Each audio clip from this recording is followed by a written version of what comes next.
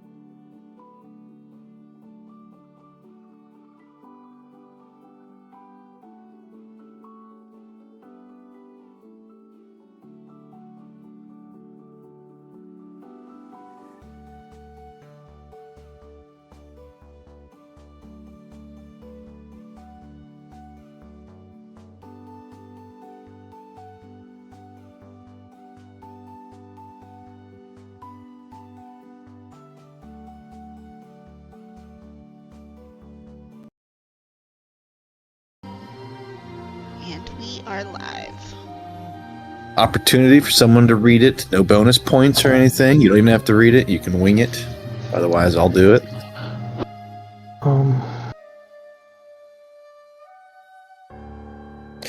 Session 7. Willow Shore stands, but at a cost. The fighting at the Cerulean Tea House has ended, and Mo Daku, the ringleader, the corrupter, and the architect of the chaos that had befallen Willow Shore, is dead. In the aftermath, you guys move swiftly to heal any living that you guys could find and secure. There was one small and says unexpected, but expected as the combat unfolded. Fluffy Whiskers was claimed and renamed by Tsukiko as Fluffy Whiskers of the Hollow Gaze, a fitting title for a creature that endured the horror within this walls. Even as the combat fell silent, echoing of suffering remained. You guys could hear faint crying coming from a nearby room. Striking Fist and Lena quickly moved over where they found children locked in a room. You guys found the keys from Mo Daku and were able to open the door and get about a dozen or so teenager to children. With the quiet, there was a lot of grim reality and truths. Much death was happened in Willow Shore. Crowtrag revealed that there was no Odak. You guys did find a cup, right? Didn't you guys find a flask or a? Anyway, yeah, they found a flask in the cupboards. Like a flask of fellowship or something. Oh, supplies. With the six cups on top of it, essentially. Yeah, it's like a thing. It's like a tea-party set. Yep. And there was also in a Dutch oven set within a Dutch oven within a Dutch oven within a Dutch oven within a Dutch oven was a hidden note found inside the stove that Tsukiko also found, a series of folded up documents. Storm clouds kind of gathering outside. The party headed over to the guardhouse, and that night something changed. The fog that had choked Willow Shore completely receded. The blood moon had faded, except for all one place, the governor's manor. You guys had a vision that night. I think that's the typo. It says not to one, but to all. Thought it was not to all, but to one. Didn't Kefris have it? No, we all had a dream. We all had it, just Kefris was the only one that was able to interpret it. Oh, that's right. Kefris was able to interpret the red butterflies. A nightmare-like vision, which Kefris interpreted as a twisted amalgamation from the River of Souls, or the River of Life. a being that has returned to the realm after being twisted from being reborn too many times, with darkness in their heart. Whatever is cursing or gripping Willowshore is far from over. Morning came, and there was a lot of movement. Old Matsuki stood on the bridge in horror as he looked over the village, all the houses that he had helped build in his youth. There were many more survivors, well over 100 people, led by Granny Who, that came from the east. There was a lot of reunion, some argument, or a little fragility to the atmosphere, at least. The mayor is gone. There's no one that's really in charge of Willowshore at this point. Everyone's kind of winging it, is what was established. Granny Who made it clear that her grandchildren have not been seen, and they were last seen somewhere out by the Mushroom House. 38 people have died. Only 225 people remain in Willowshore. Leaders tried to organize warriors alike. Baizé coordinated with the guards. Striking Fist aided with grieving and looked to seek and help with rebuilding. Tsukiko stood with Granny Who, trying to... beside Granny Who has questions of the missing, took center stage. You guys have one lead, a boy named Mako, who had befriended Mei Lin. Were last seen, like I said, out by the Mushroom House. You guys had a strange visitor this morning, a rather upbeat traveling merchant in a very high quality wagon and a pristine horse. Auspicious to say the least, and his timing even possibly more so. Picking up right here, the fog is lifted. The morning, the moon is no longer blood red. Villagers are out and about this morning, and mourning is at an all-time high. As you guys go your separate ways, for the most part, several of you. Aika, you head out to find Yuso Jin. Striking Fist, you see old Natsuki on the, he's stepped away from Granny Who, and you see him looking at a house that he, maybe one of his earlier homes that he built. As you guys all go your separate ways, we're going to dive right to Krochag, Tsukiko, and Lena as you guys head east. Yeah, and hilarious, at the end of the last session, we were all walking west out of the map. West is just the other east. I mean, we'll eventually get there. It's just a long way. Yeah, it's the long way. Krochak, no direction, good. You're the leader. Questions, or things that were missed? Anyone have stuff that anyone wants to add? How do I, is there a way for me to control Fuzzy Whisker or Fluffy Whiskers? His position on the map, I know you are guarding him like a hawk. Yeah. And not leave him alone. Yeah, you're I just put him here so I could change his him from being hostile to a party affiliate.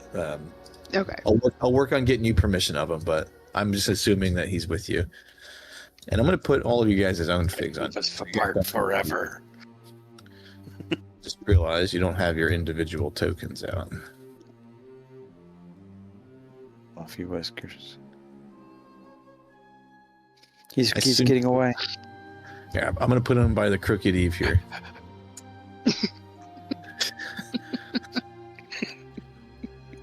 Floppy whiskers. Love me.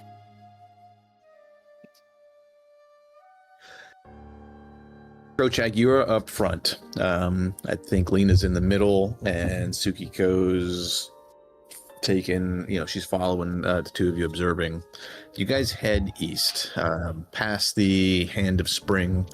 You guys can see the serpentine tower of the Mother's Coil, where Guajube lives, made of like black stone, Nagaji design. You notice the further east, especially past the clinic, the signs of damage are like less and less and less, almost non-existent. And in fact, another 100 yards past the Hand of Spring, you start seeing houses where like several windows are boarded up, the doors are boarded up.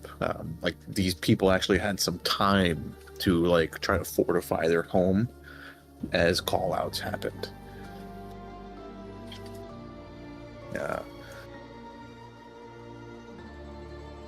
You guys are not wasting any time. You guys are possibly even, hustling to, quickly jogging or whatever.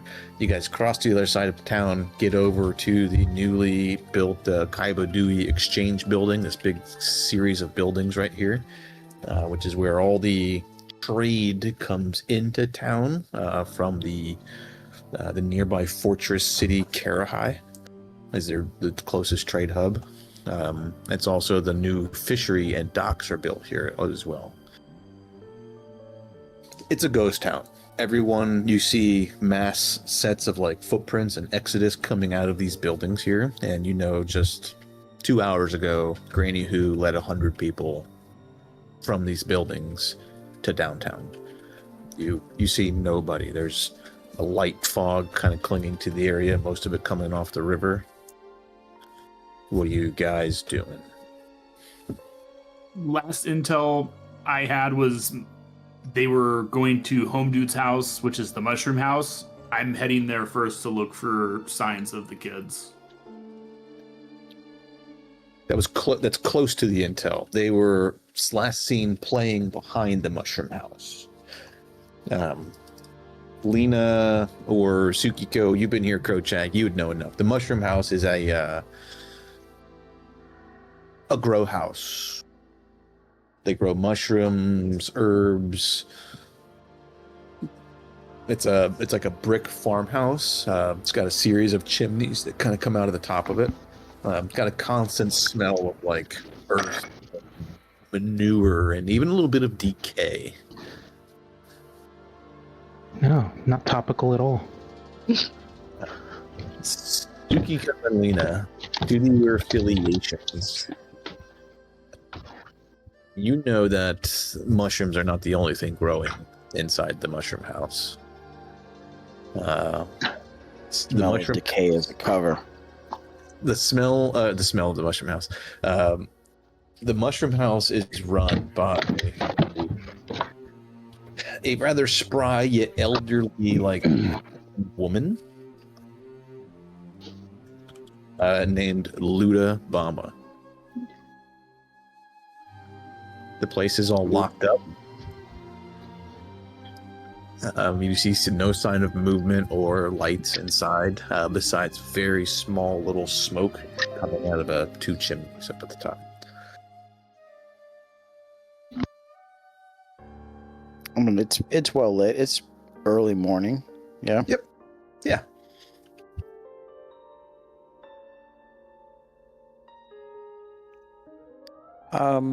We should probably.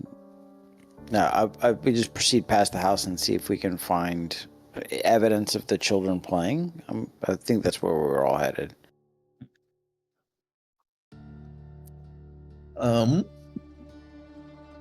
Give me a survival check. All of you guys can. Give me survival checks.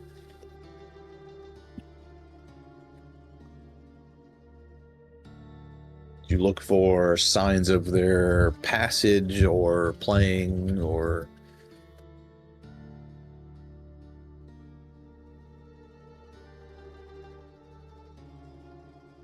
Oh, how the hell did that happen? Jesus. I am not trained in any of it. Krochag, you find some footprints, definitely small in nature, about a couple 100 feet past the mud house to the north, kind of like where you guys are headed. Looks like they're playing some sort of game, perhaps. And then you lose kind of sight of it. Tsukiko, even though your roll is lower, a crit success puts you one whole success category higher.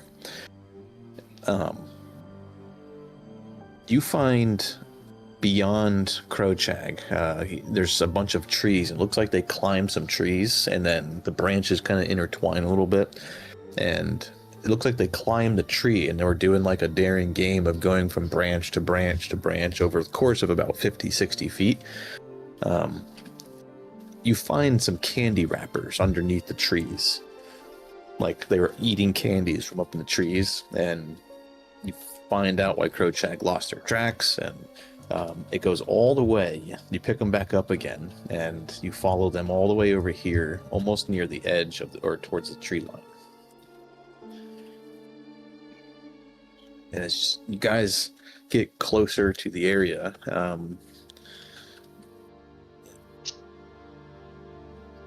You can see some remains of like a collapsed structure. If you have Willow Shore lore, give me a Willow Shore lore. Mm.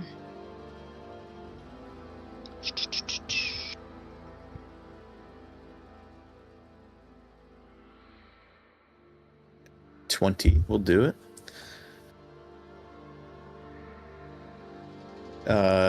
Lena, you know it's been long abandoned, but just past these farms over here, just in the these tree lines here, there was like a logging site that had started, and then it got like quickly abandoned due to like a bug infestation.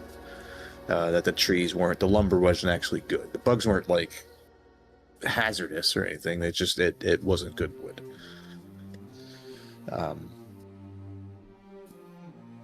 You see some remains of like a collapsed structure up ahead, and you think that's definitely what it is.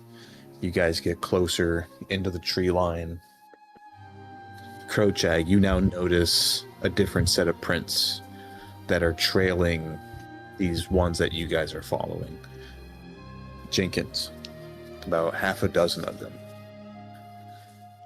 And you now see where the kids were playing and skipping, hopping and eating their candy, being loud, and the Jenkins were slowly stalking them, and that goes all the way up towards this old abandoned like logging site.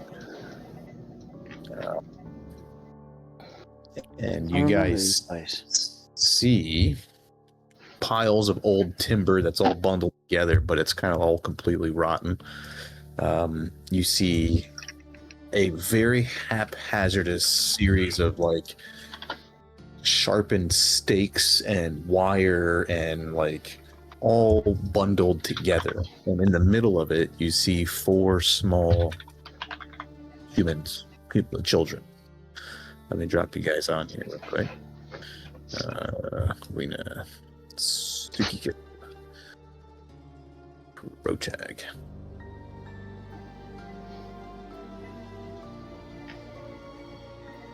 Oh, they had to make them crying. Big beams of heavy and sharp wood are all like leaning against each other exceptionally precariously, and then you see they're like woven with like a barbed wire. This thing could collapse inward, outward at the slightest touch.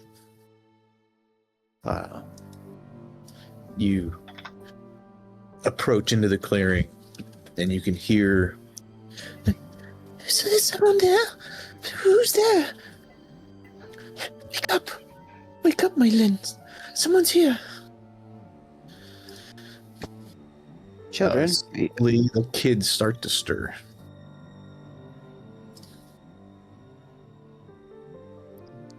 children, are you in there? One of them stands up, looks maybe 6 years old or so, a girl, dirty as can be. We're right here. How did you get in there? It was these creatures that came and they trapped us. They said they were gonna kill us or kill our moms and our dads. But my mom's already dead.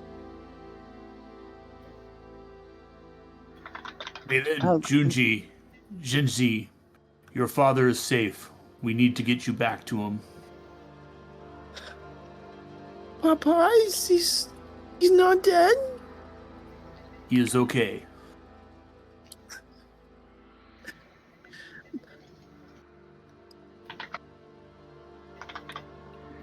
This is an odd contraption, though. Lena's gonna try and take a good look at it to see if she can figure out how it puts together, how it works, what it might do. Possible to make like a, crafting check? Yeah, crafting will work, engineering lore will work, and thievery can work. And right now, I'm assuming no one's touching the precarious booby trap. You guys are just kind of looking and trying to identify. Yep, I'm just walking around. I'm seeking or searching to try and understand it. That's almost another 20. Oh, so close. I don't have any foxes on my die. That's a problem.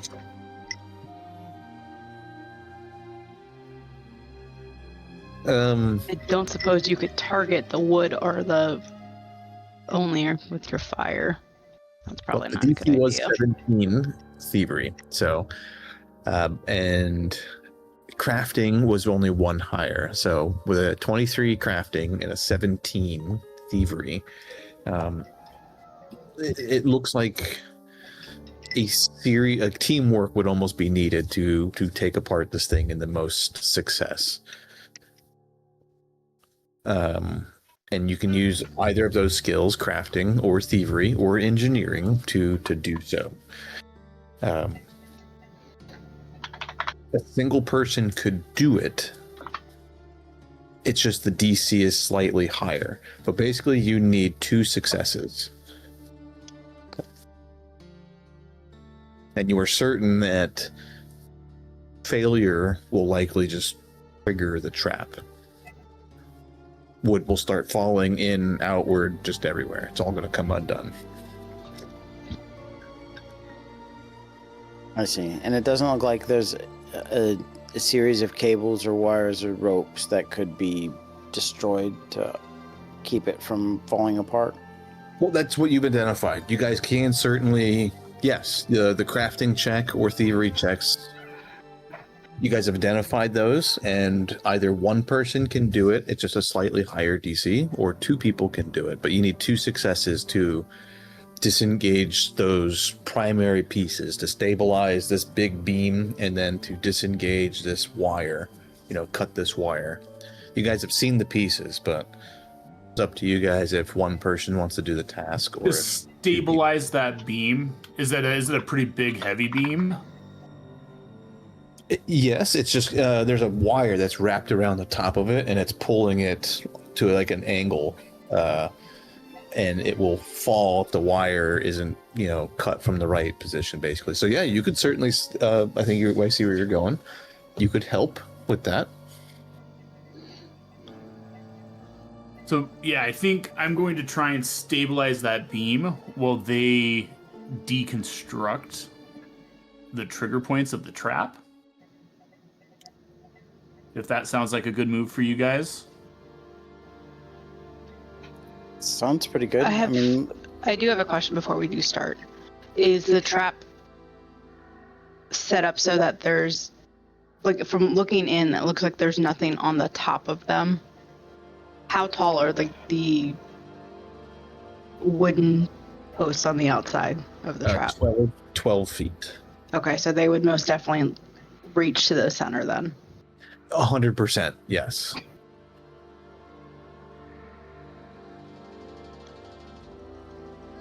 Okay. And do we know how many knots that I would have to untie, or is it just the one roll for that? Yep, one roll from each of you. And something else you both identify is The likelihood of it collapsing inward due to your failure is very low. It's likely it will collapse outward. That beam I described, the big heavy, the cable's cut and you guys fail, though everything's probably going to fall outward.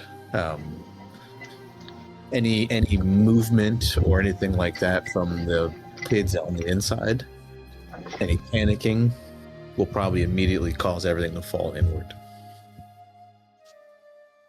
Okay. So if we just knocked it, it's gonna fall outward. If we attempt this and we fail, it's probably going to give us more abilities to attempt it again without it doing something serious, unless we critically fail. Yeah, or it's going to fall on you guys, more than likely. Which is better than falling on the children. Children, basically. you need to remain very calm.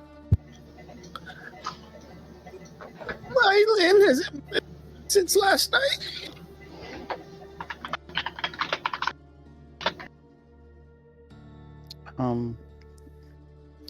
I think we should approach this from both sides of the cage and see if we can disable the trap. We should begin starting at the same time. Maybe we can just get it to not fall in on them.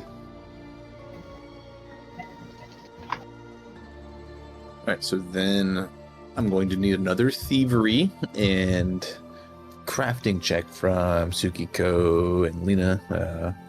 And then Krochak, give me an athletics check. And in your efforts, are you trying to help more with Tsukiko or with Lena? I'm trying to keep it as steady as possible.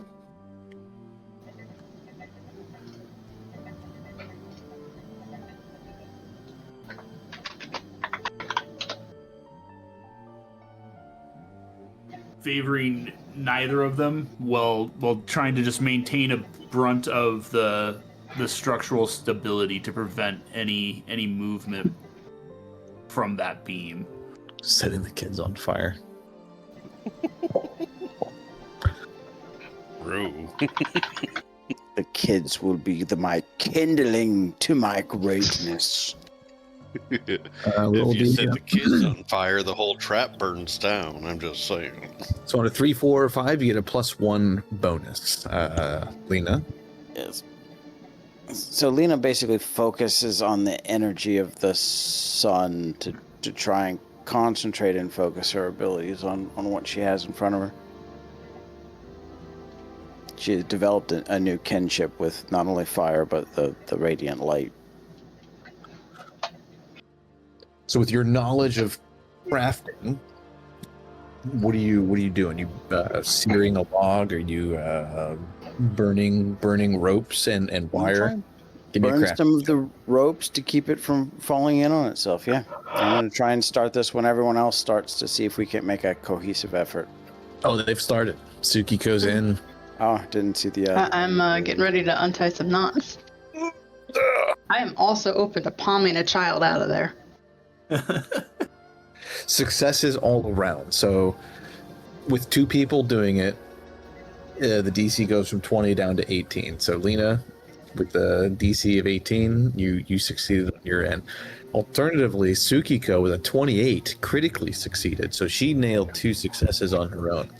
So Tsukiko, you precariously get into a position You're welcome. where you can, kind of leap onto that big beam that you see Krochak stabilizing, and you can see a much better perspective, and you kind of cut 2 of the most important barbed wires and the big logs that you were worried about falling outward or on Lena. It's just all like cutting a tree in the right direction, the support, you just see how all the wires are supporting and everything just falls away from the children, away from you guys.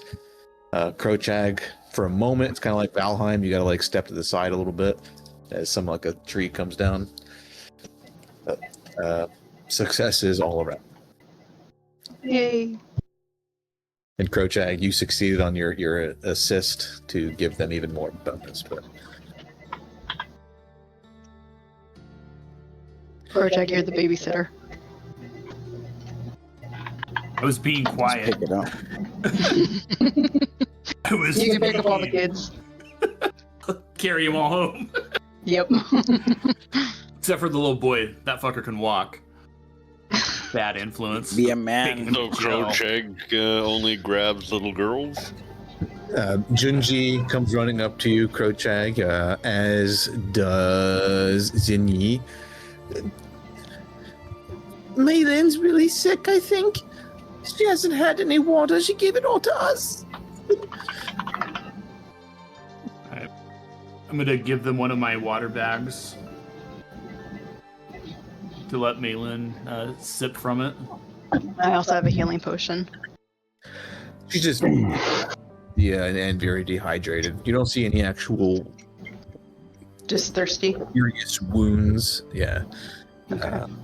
Oh, fuck. I can Also give her give a 'em- rash then, since they have not eaten, I'm sure. All Yep, the yeah. all the alcohol's at the bottom. Yes, let's start with the kids. And then the boy does look like a year or two older than Malin. So yeah, he has 3 daughters. He has the oldest is Malin at 10, Junji at 7, and then the youngest is Zinyi, who is 5. These are Zhengping's kids. Single daddy. How come he didn't tell us about the missing kids? He did. He told me. He told you? Okay. Yep. I thought we only got that from Granny Who. Who told us. Yeah. Zhengping is Granny Who's son-in-law. Right, but I don't remember him telling us when we met him. He just said he hadn't seen them. He didn't really know they were missing or in danger. When 'Cause Granny Who gathered up everyone to come out west. He's been that stuck. He hasn't kids were seen still them. missing. Yeah. He didn't really know. Okay. Besides Who's that, he supposed to be watching these babies? Well, they were supposed to go home, but this bad influence up here got them to sneak out and not go home and go play instead. Mako does have a pretty serious injury. It looks like he got stabbed. It mostly grazed him, but you see like a knife wound went into like his lower abdomen a little bit, and it's all kind of like congealed and stopped bleeding. And you also see a very big bruise on like one of his eyes. It looks like he got into a serious scuffle with something, possibly a Jenkins.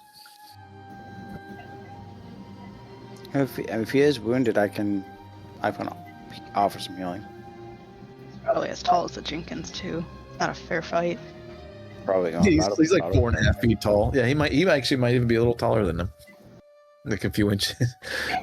But he is mobile. He kind of stands up slow also, and you can see blood on his shirt, and you can tell it's not fatal. It's all congealed. He's down a smidge of 8 hit points. I think he has 6 total. Oh shit! He has 10 total, so almost full hit points. I almost killed him with overhealing. Made him explode. The with Pathfinder added 1 muscle rule is graft. if you actually got positive energy twice your hit points, you'd just explode.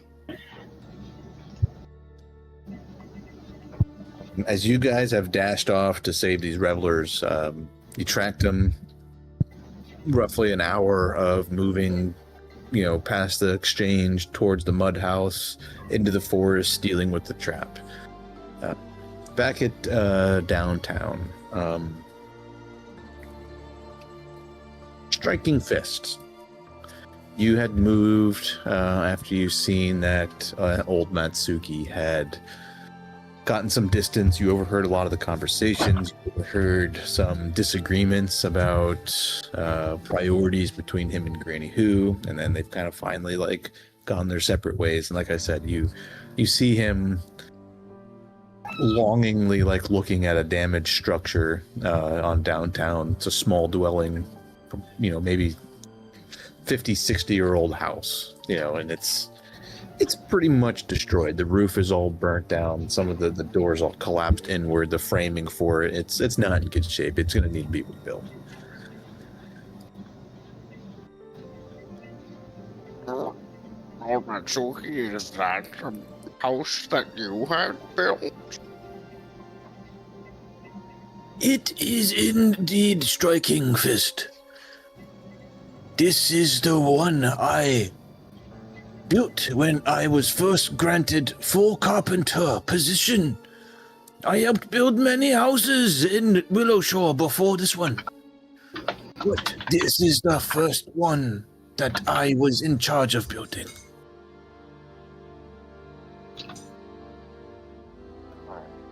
I can help you rebuild it. I have seen your carpentry, Striking Fist. I will try better. I have also seen your diligence and your training at the tasks that you love. These old hands still possess the knowledge that they did. I would take you under my wing, Striking Fist, if you would have it. I can teach you carpentry, how to build houses, and how to build proper table and chair. I already know how to build tables. I just need to learn how to build houses. My table has 4 legs. That's beautiful. Someone does have a very loud keyboard. I know. It's I think we should have It's like one of those old IBM like original mechanicals. Hear the clicks like. I thought it was Risteria because as I heard it, I seen him like queued up. So I was like first to blame him, and then Gar's like, "It's me." Yeah, It's probably coming out of both of our microphones. They're also blue switches, so I can hear it down the street. I don't even need to hear it on It just- the screen here. It's giving me Obi at 6 a.m. doing work stuff, not disturbing me. Yeah, and the meme with the person with the shotgun going clack clack. Yes, there's a new resolute look in Striking Fist's eyes when he says he'll help rebuild it, as if he's going to take it more seriously now. Instead of just haphazardly nailing pieces of wood together till something works. He could see your eyes change, your stature, your position, change. Very good, Striking Fist. Your first task is to find Kamsu. I just lost his name. That is it. Hold, don't laugh at me. I have a lot of names here.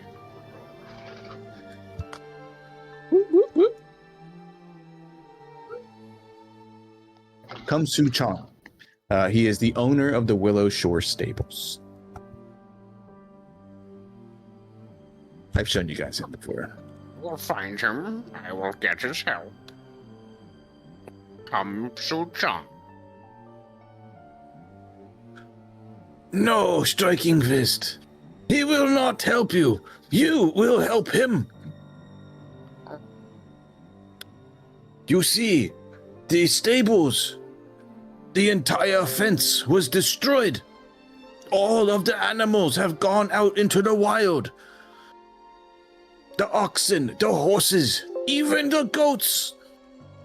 All gone. I will find them, I will bring them back, and I will rebuild his fence. Before animal can be brought back, we must have fence to put them in. This is your first task. Spend some time each day when you are free and work on building fence.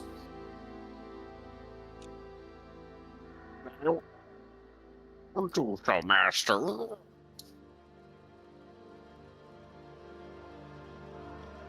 I'm sure you know, but most of the milling houses inside Willow Shore rely on beasts of burden for their operation.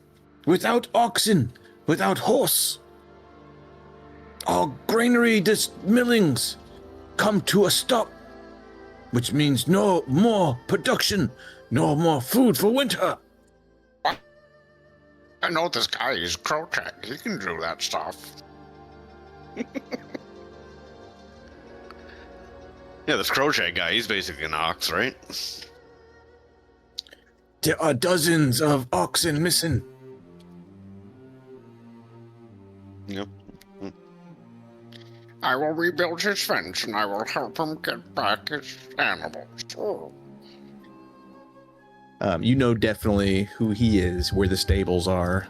Him and his teenage son named Meng Sung they're veterinarians. They're stable. They know everything there is to know about animals. Probably the most knowledgeable in the town.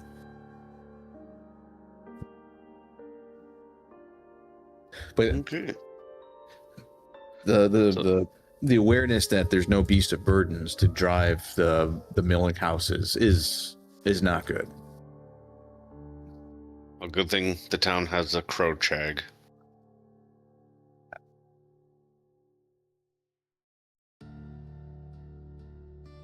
I keep chirping crowchag, but he's not chirping back. You're rescuing kids right now, my guy. Baize. After downtown has kind of come together, Granny Hu and Old Natsuki have gone their separate ways. A lot of the people that were at the Natsuki estate have also kind of filtered back into town. Who's driving? All right. You see several familiar faces, but I know your primary focus was to get the guard back on their feet and try to bring some security back to Willow Shore. Yeah. As you, I mostly. Oh, sorry. Go ahead. No, you go ahead. You tell me, dude.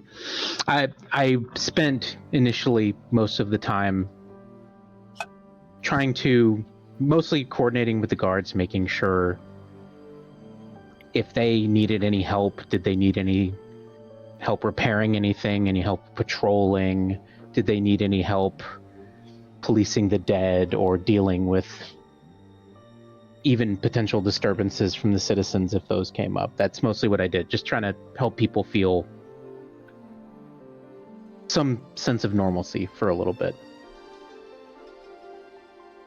You find your duty this immediate 24 hours, the following morning and coming day afternoon, exceptionally overtasked. The guards were beat to shit, exhausted, fatigued, very near death themselves, and Zhang Peng is kind of out of pocket and in a mad concern over his grandchildren, and Granny Hu's trying to like convince him to be calm. There's people on it. He needs to focus like on what you're focusing on, and there's almost no one on patrol except for a single female guard who physically made it out mostly unscathed, and you've seen her shortly after you guys awoke. You crossbow bolt. Right. That feels like forever ago. It was so long ago. All of yesterday. Yeah, it was only yesterday, but it felt like weeks ago. 1 experience point if you tell me her name. Hiya. Hiya. Higher, actually. Higher. Yeah, higher. I was close. Calm down, Uncle Roger. And my brain don't work that way. Checks into the garrison and sees status of the other guards. It's other people staying here for refuge, and she kind of looks around and makes eye contact with you and sees you kind of looking to do the same, and it's kind of just you and her. And Should I report to my guard tower where I was, where you found me?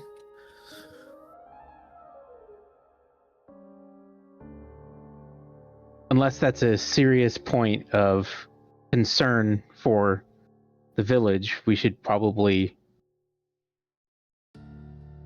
keep a decent guard around the perimeters of the village to ensure that there are no more incursions or problems. If that guard tower can do that, definitely. It is the tallest structure in town. It lets us see over the canopy a little bit. I can see the clearing of the graveyard of the Lady of Souls, and I can see all the way to the Whisper Root compound and to the Silver Mist Lodges.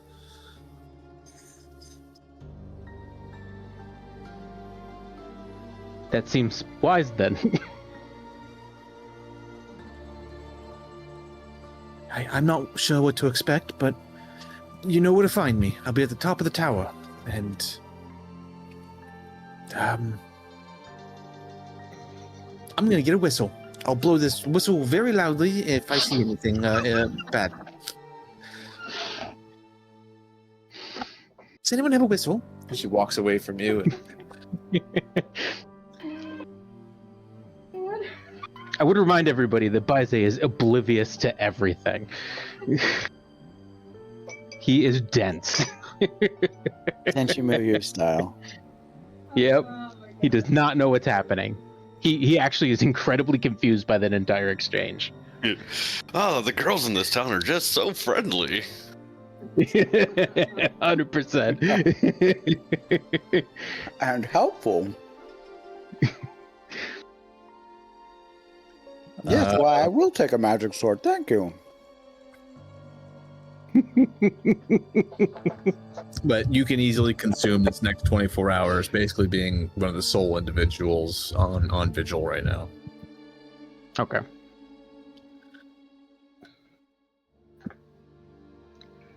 Kefris. Sorry. Anything else you were doing? Anything? No, you're good. I was doing one of those things where you say because your brain doesn't work right. Go for it.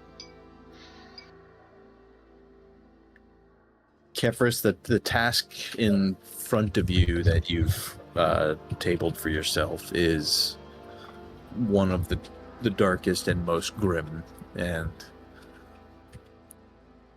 hours go by. You pull one body down at a time, get it alone, dress it accordingly, wash it thoroughly with water before all proper rites can be performed, and it's a very time-consuming process, and at first you're doing it alone. A villager comes, and you don't recognize her at all, and she's asking you questions about a visual description if you've seen her husband, and you haven't yet, and she sees what you're doing, and I'll fetch more water. Thank you very much. And another hour goes by, and before long, there's probably almost 20 people between trying to provide you aid and physically moving bodies and aid in lifting them so that you can wrap them better. There's almost like a water train, happening. Okay. At some point, you're mid-wrapping, like a 30-year-old lady, horribly killed, and you can. A man approaches, and he breaks down immediately. He starts crying, and you see a face of recognition as he looks to the lady, and I told them both to go home early. I told them both. I know there's nothing that we could do at this time other than care for the dead. It's part of the cycle that I too feel like we were all cut down far too soon this day. He's got like tears running down his face, and he kneels down to the lady and helps you dress her, and it's tragic. You move on to the one that's already been brought down next to you, and you can see the faces now, and the face is like a perfect image. It's teenage girl, maybe 14, 15, his wife and daughter, both pulled out of the tea house.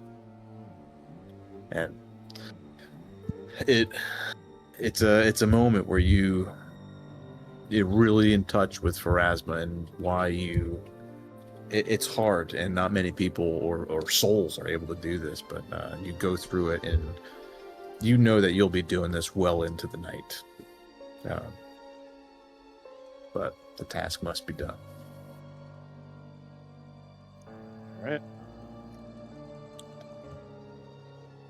Well, 3 they strike fist. Aika.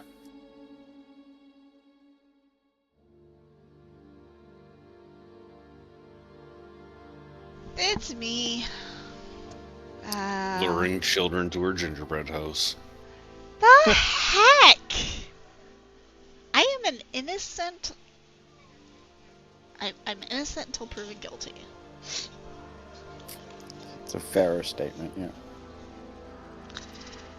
Aika hired Modaku to get those children in the closet. Jesus.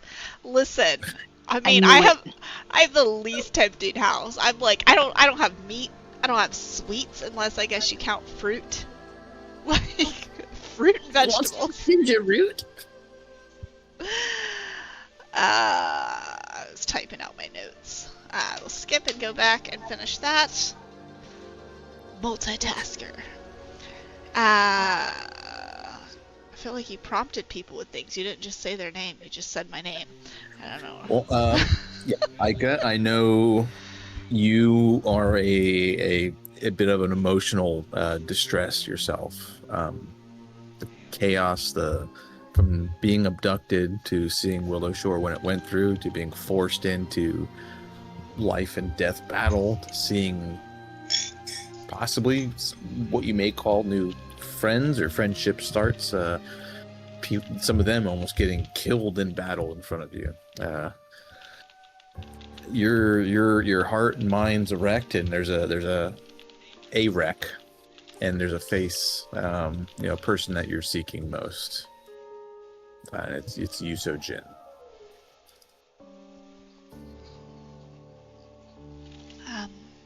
Yeah, I seek her out. I'll start at her shop, and You don't make it even out of downtown. You see her actually helping amongst those people with Kefris throughout the day. She's stepping aside and doing some of her own things and trying to best. She hears of another injured folk. She's helping make some like herbal remedies, kind of like out here in the field. But she's also trying to help bring water and deal with some of the bodies coming out of the tea house also.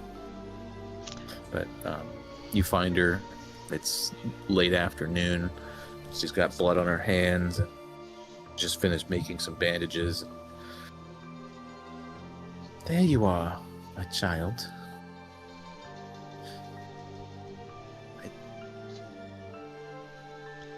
I'm so happy that you made it through this unscathed. I don't think Physically, anyway. I don't think anyone made it unscathed.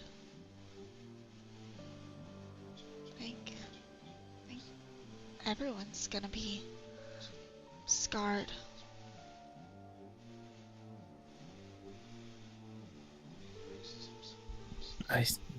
You're not wrong.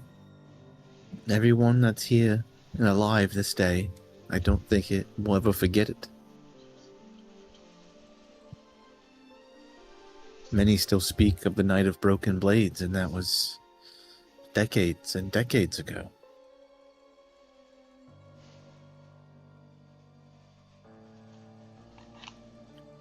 What's wrong, my child?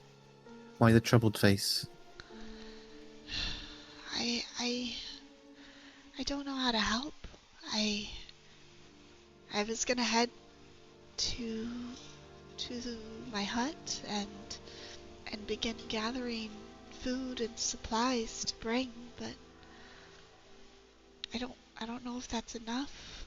And the children,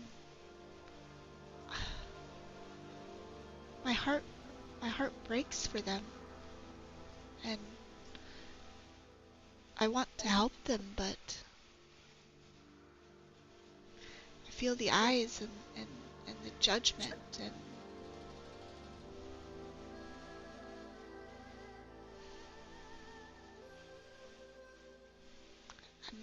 I'm thinking of inviting them to the farm for a few hours every day, just to help them take their mind off of this. Judgment for what, girl? You think the people are blaming you for something that happened? Maybe. I mean, just based on some things I heard, and she'll like lean in all super close. What if I am to blame?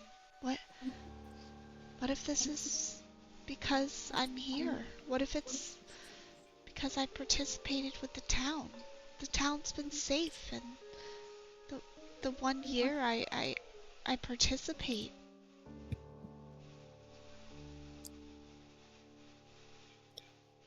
She fully stops like the actions of being like talking to you while trying to like work a little bit at the same time. She holds your face, cheeks in both her hands, and Aika, no, this didn't happen because of you.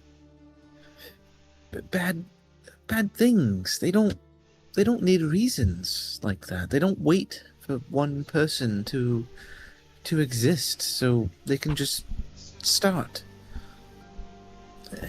What happened to Willowshire would have happened whether you were here or not. I think what really counts, the difference, is that you were here. You helped. You stood your ground with those people. And I think even more people are alive because you didn't run and that you were here.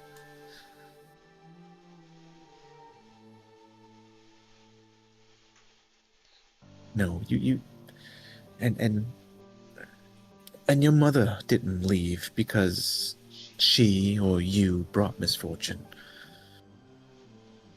She left because people were afraid of what they didn't understand. And that's not your fault. It wasn't your mother's.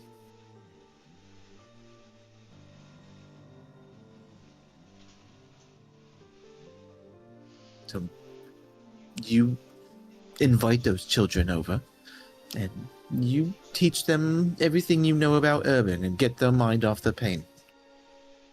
If you think it'll help, it will help.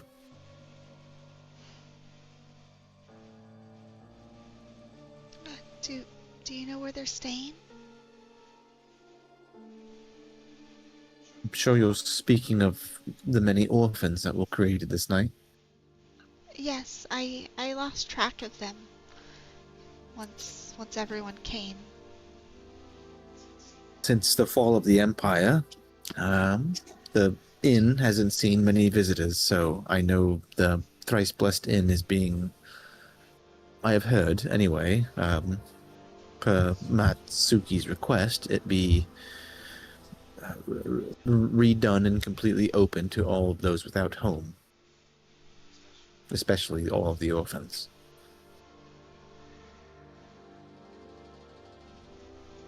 So that's where you'll find them. Then that's where I'll start. Is there anything you need?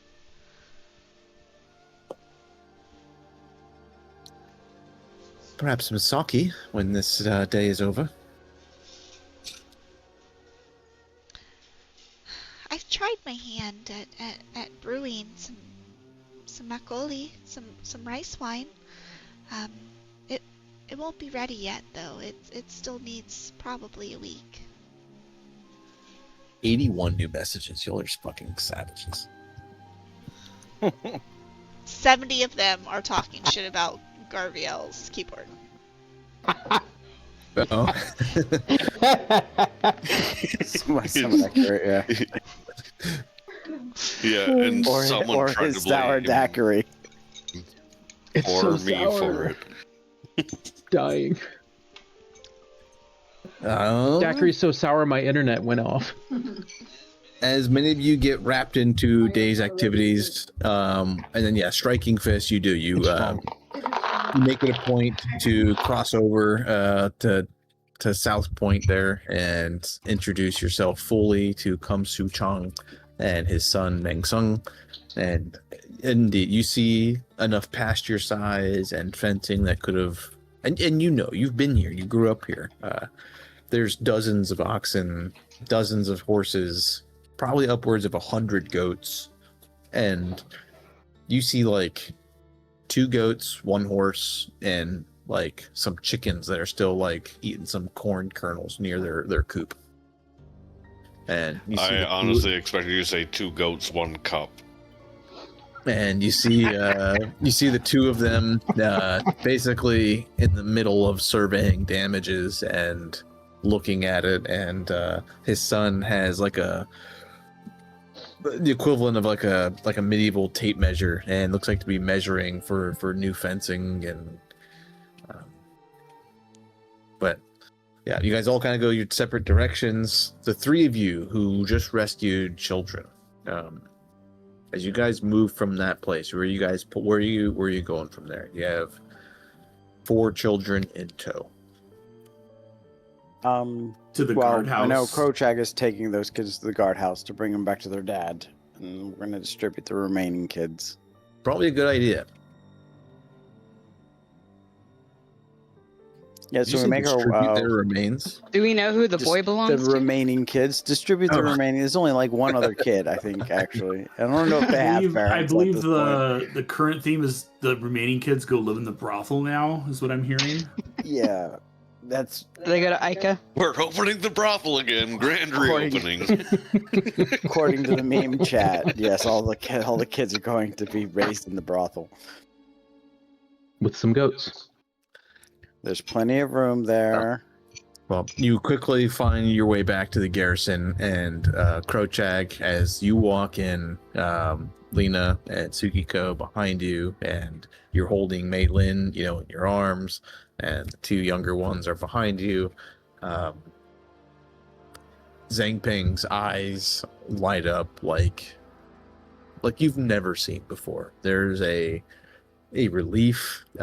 He like cries for 10 seconds and quickly like gets it together, and he goes immediately over to Mei Lin and looks at her and sees that she's alive, breathing, and just basically partially in and out of consciousness due to pure exhaustion and dehydration and tiny little body and overexertion. The boy Mako is you guys have given him some medical care. He's fully healed as well. He is identified as one of the many children of. His name is Go, Goh. He is a forever bachelor that lives in Willow Shore. He lives out by the fisheries. That's a weird title for a child. Very. Wait, who? Go. The kid? No, Forever bachelor? No, not the kid. No, the dad. The dad. His dad is forever bachelor. Yes. Okay. He's only 12, but this is your life. You better accept it. Fucking running the caste system over here. What is going on? I'm not that drunk. This is Goh, Goh. This is Mako's father. He looks good for 12. And he's the father of many other children.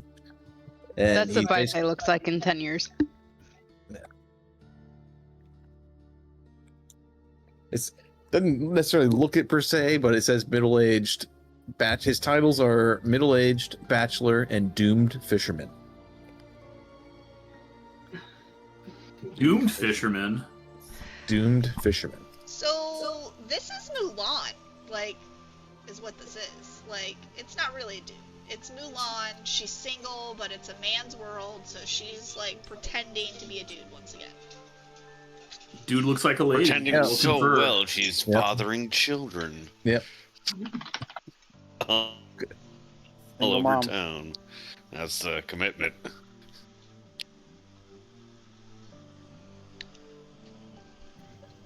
Well, he looks like he's Thing I living thought up the life, and he's breathing smoke with fishes and birds. He looks like he wants to give Baize a gift. Yes. No more. No more. Yeah, you haven't sent any guys to give Baize gifts yet. I don't know, Baize got competition now.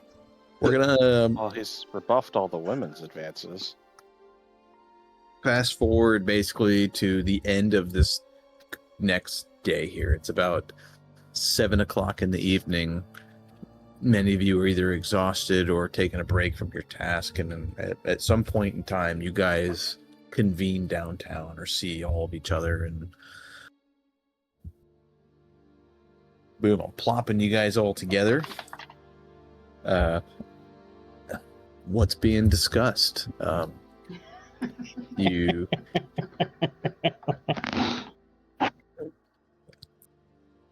maybe you don't discuss anything. Maybe there's just like this awkward passing, like. But there's time where you guys all kind of finish what you're doing.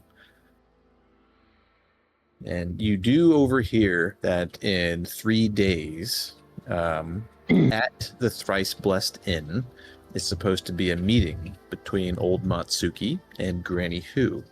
And many Tsukiko and Lena, you guys are both requested via Granny Hu to attend. Many others are asked to attend, and general invite passes down to all of you guys to attend. They want your input on your observations on what was seen, and basically a council meeting is being held to figure out next steps, who's in charge, what should we do.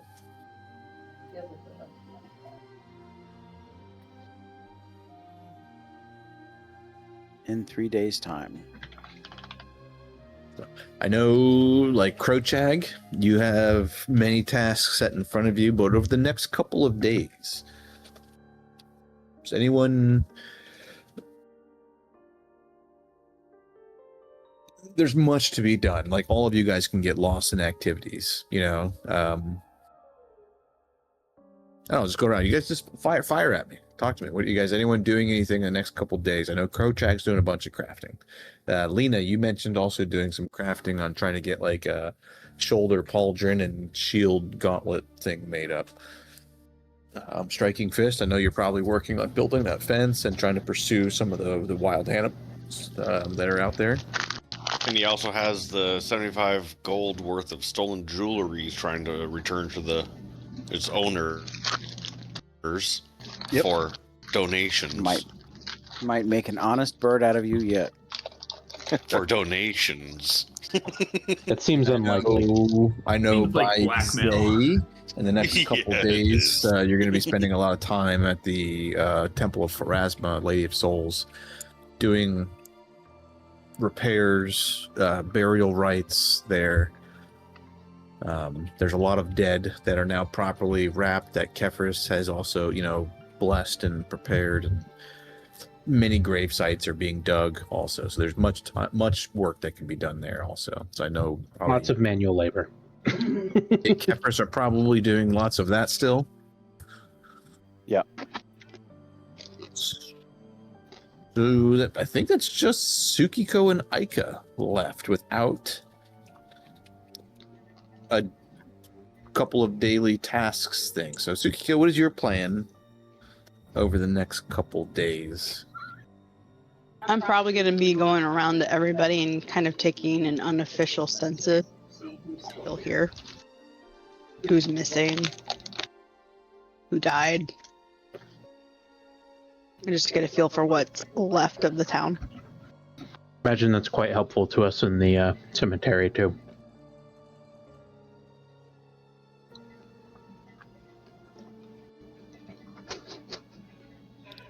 So you're probably working alongside, possibly, Baize, and Kefris, and trying to get that census updated for document purposes and vacant houses purposes.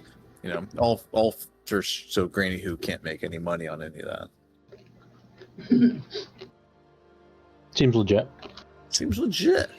I mean, she might have to pay a price like everybody else. Fuck it. Like, I'm the boss now. Ika, what are you doing?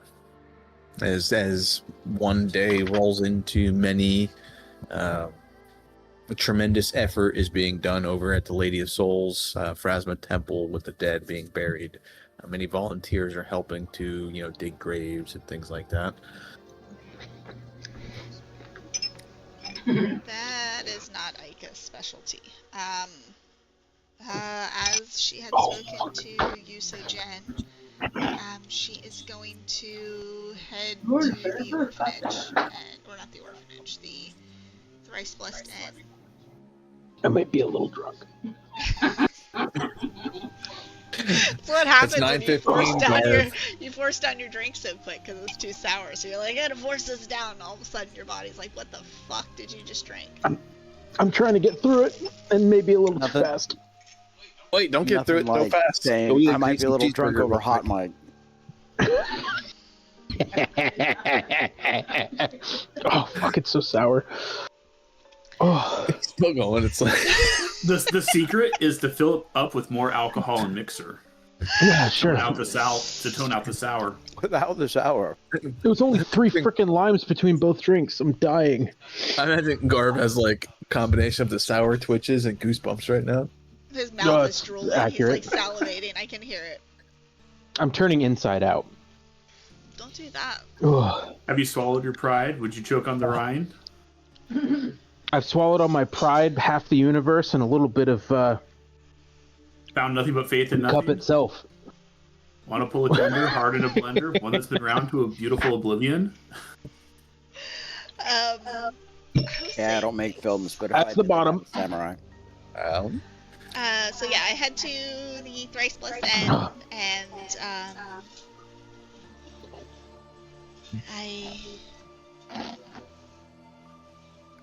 I wanted to extend an invitation. At first, I only thought to invite the children, but pain and loss, it doesn't stop at a number. If any of you would like,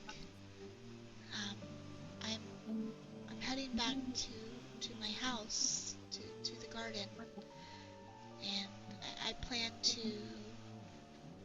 gather up as many herbs and fruits and vegetables and prepare food and healing salves and tonics for the town, and I would like to extend an invitation to anybody that would like to help. Some like 6-year-old boy. He's got his finger up his nose, up to about the second knuckle. He's just swirling around in there. As he's still digging as he talks. Well, we get to play in the dirt. Is that what we're gonna get to do? Yes. I mean, as He wipes it on the next kid next to him. Well, some stuff will just be gathered and it'll continue to grow. Other things need to be replanted because we'll probably use all of it. It'll need to be replanted whole. You know, my poops keep growing bigger and bigger every day. You know, it's because my dad says I eat too much meat. Meat can be bad for you if you eat too much of it. I wouldn't know. I don't eat it. a figure comes down the stairs. You recognize this as the Reverend Mother Otis. I'll like do a 90-degree bow to them.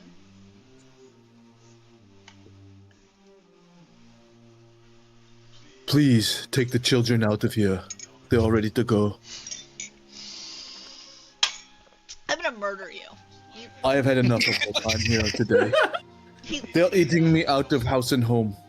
That's the really Reverend waited Mother's until voice. I like took a giant swig of my drink and I almost died. That's awesome. Do it now. Especially that one. He over there. He eats all the meat I have. I almost have no more pork left.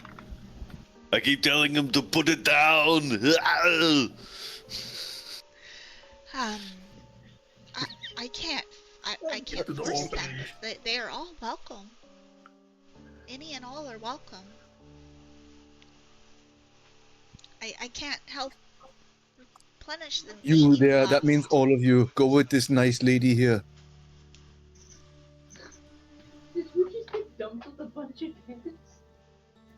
Alvina's lost. And it. I apparently hear the her kindergarten cop. dying. We are nowhere near Austria. Yes. Come, children. I have lots of fresh stuff for my what? Like a bajillion text messages. Sorry. Good. I'm good.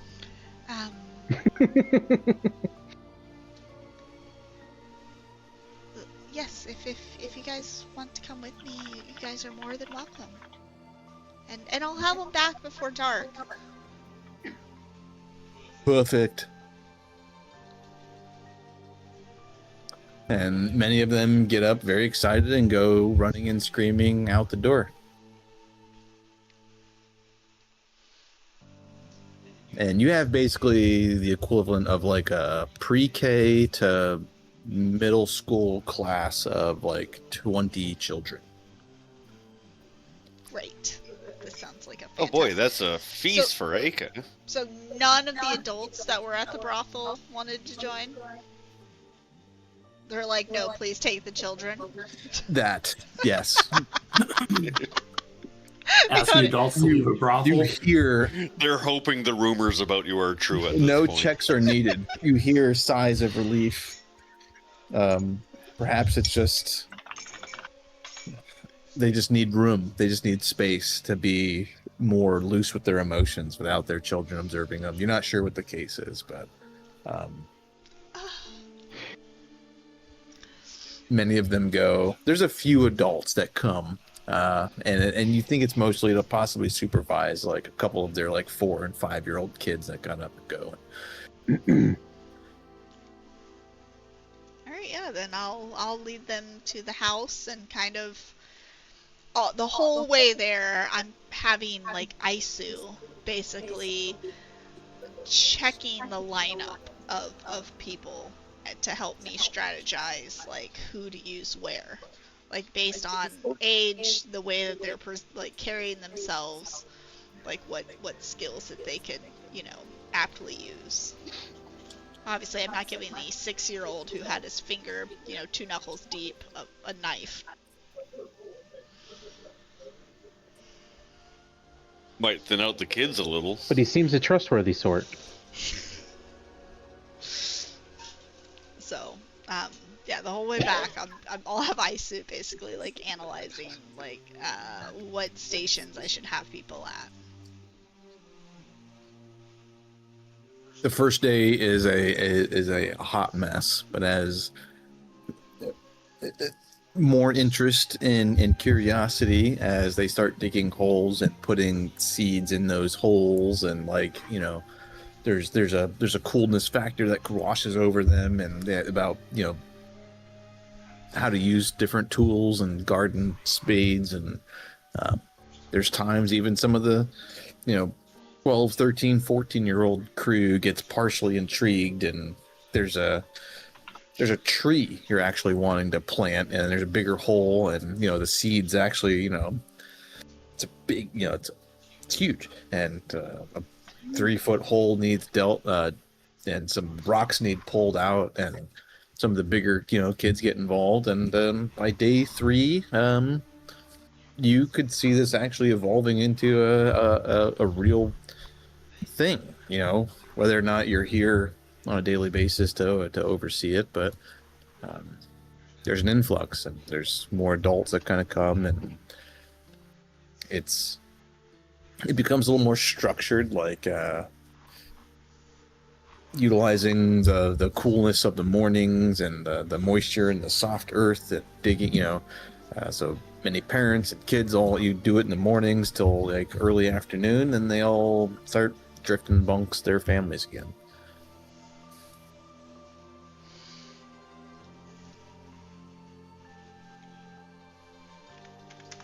Who wants to go next? I just want to say something. Did everybody see that American Dad episode where they adopt all the kids to do child labor, growing grapes and making wine and stuff like that? Just want to bring that up for no reason. No, but I definitely would believe that. Seeing enough American Dad, that tracks. Just want to bring that episode up for no reason right now. It's not related to in-game child labor unions or anything. Striking Fist, I need a dice roll from you. I actually need Okay, what kind of rolls am I doing? a survival or crafting check. And these reflect basically over the next couple days, you either survival would reflect you tracking down wildlife and returning them, which is very helpful, but without the fence being built. So I'll do the crafting first, which I'm not trained in, so I'm not terrible. Yeah, not 0. And another crafting, because can't have the animals in an empty pen. Oh. Ooh. All right. And then survival to find the animals. Of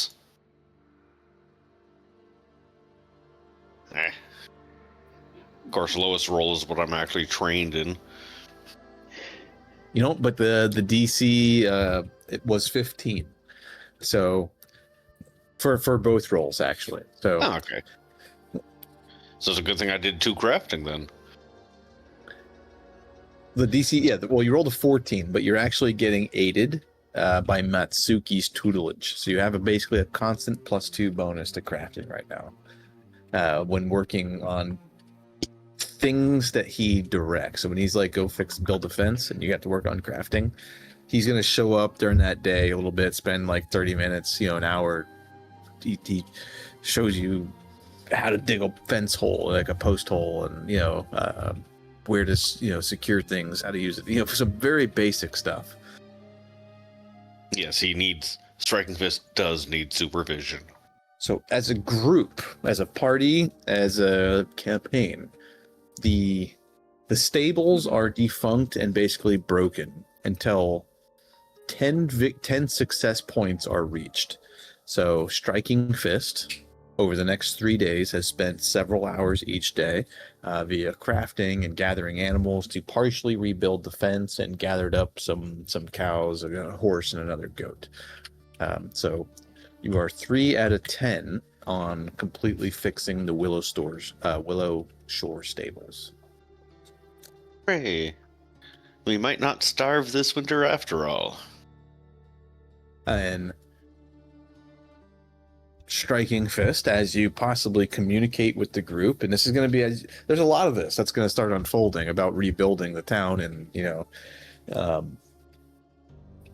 is more people working on it would obviously speed it up, but that's going to be up to you to communicate to the group that, hey, they got this shit going on over here. I'm working for Matsuki, and I know a place where I can find a bunch of child labor. Gonna head down here.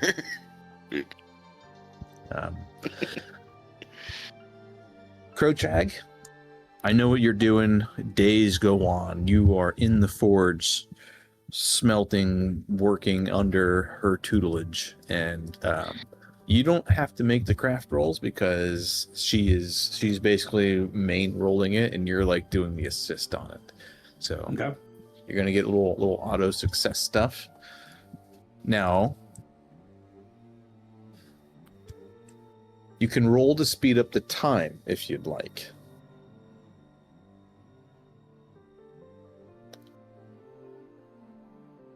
Or not.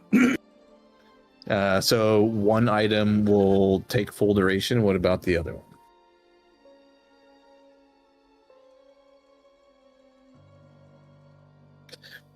one? Much to learn, you still have, yes. Facts.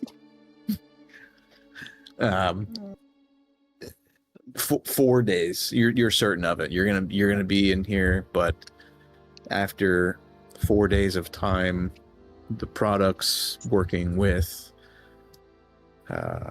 Yongwu at the Eternal Blaze, and then Agua Jubei for the enhancements that you were seeking in your possession are your finished products.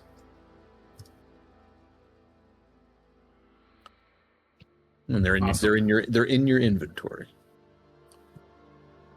And most of those days, Lena is actually also in the Eternal Blaze, just designing and crafting some pieces. I will remove the items used to craft those out of my inventory. And then, like Lena just said, Krochag, almost every day that you're in there hammering, Lena is there also seeking Yongwu's tutelage on temperatures and alloy densities and mixtures, and as she goes to work on making herself some protections.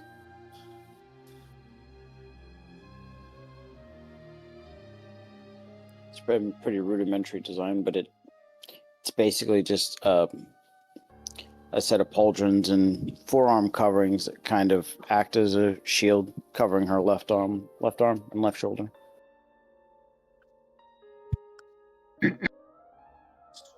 Tsukiko, you're doing census activity, all the bodies, and you identify a couple that also, they both worked directly under Granny Hugh as like information gatherers, and they would pass illicit messages, work the underground network per se. They both passed. They were both slain in this conflict, and they left behind a child, Min Huan, who basically from the age 5 has grown up just like his parents. He's now 10 and also works for Granny Who.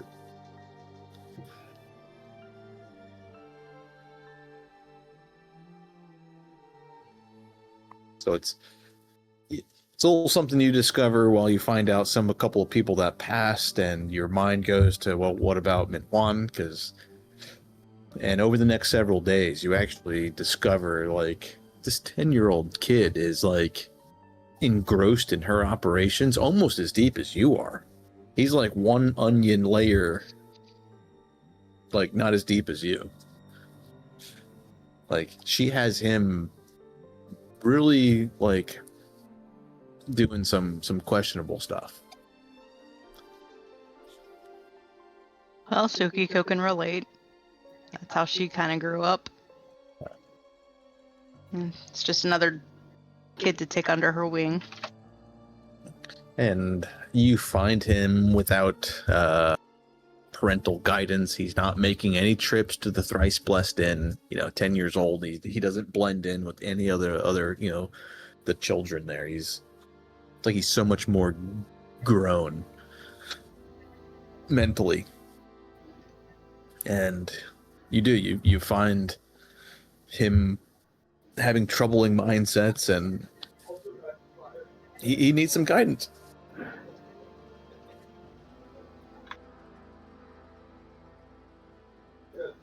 And he has no other family in Willow Shore? Nope. Okay. Alright. Well, Tsukiko definitely is going to be watching this one. And she will make sure that he is set up for whatever he needs to survive. Are you Daikitsu? No. People say she's a kitsune, and you look like you're a kitsune, That I am, little boy. but you're not Daikitsu. No. I think Daikitsu is pretty cool. She certainly is. Come now. We're gonna go see Granny Who. That priestess who runs the temple, she's pretty hot. I think she might be spoken for. You think I have a chance? You might have to battle someone to the death for that one. She's gonna be my wife one day. Do you know that? Oh, okay. I think she likes me.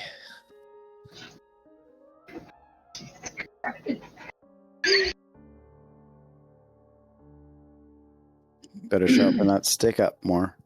No kidding. His little wood sword. Better put a fool on you. I think that's what he's hoping for. Oh God. Baize and Kefris. These 3-4 days go by like a blur. So, like, the Lady of Souls Temple might be the most damaged structure in Willow Shore. One, because most of it is completely stone, and so it's not like a wood frame structure that can be kind of quickly put back together. Damage to the temple is bad. The graves that were disturbed, the desecration. You could spend these 4 days and immediately spend 10 or 20 more here working on rebuilding and putting the temple back together. Kefris, you're overseeing the body and the ceremonial rites right alongside right alongside Elizeth. She has instilled enough trust in you, seeing you walk through the rituals of making sure these souls reach the boneyard and travel upon the right river. She's seen you do the rituals and how the bodies are prepared. Confidence has been established, and she is helping do her own. And Baize, you do a lot of the physical work. You pull a lot of the damaged stone debris. You're digging graves almost nonstop, and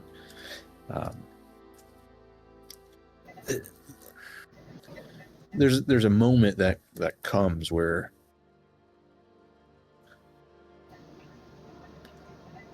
you see Elizeth, like, near the edge of the graveyard. It's dark. It's maybe 10 o'clock at night. It's like a half moon over the clearing of the temple. Several other workers are digging graves. Kefris is off on the other side of the clearing, blessing a body, preparing to lay it in. You take a break, and you see Elizeth over there. She's pale as can be.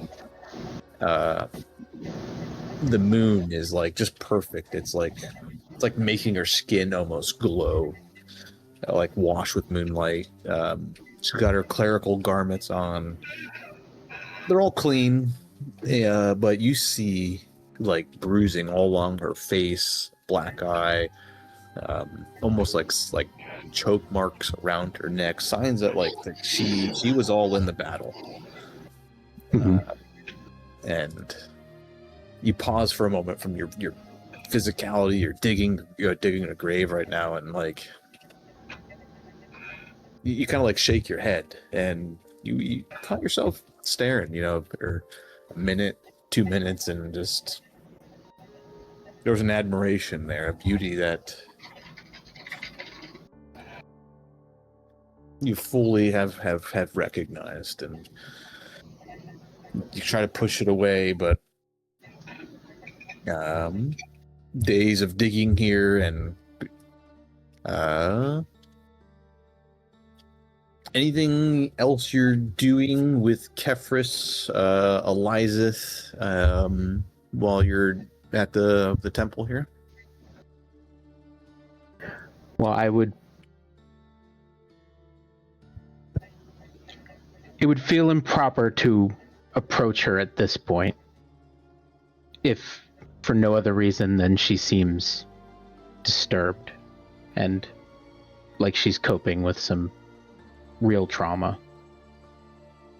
But I am definitely spending a lot of time trying to make right what was wrong, trying to send souls on their way to where they belong so that they can move on and come back around on the cycle and start a new life.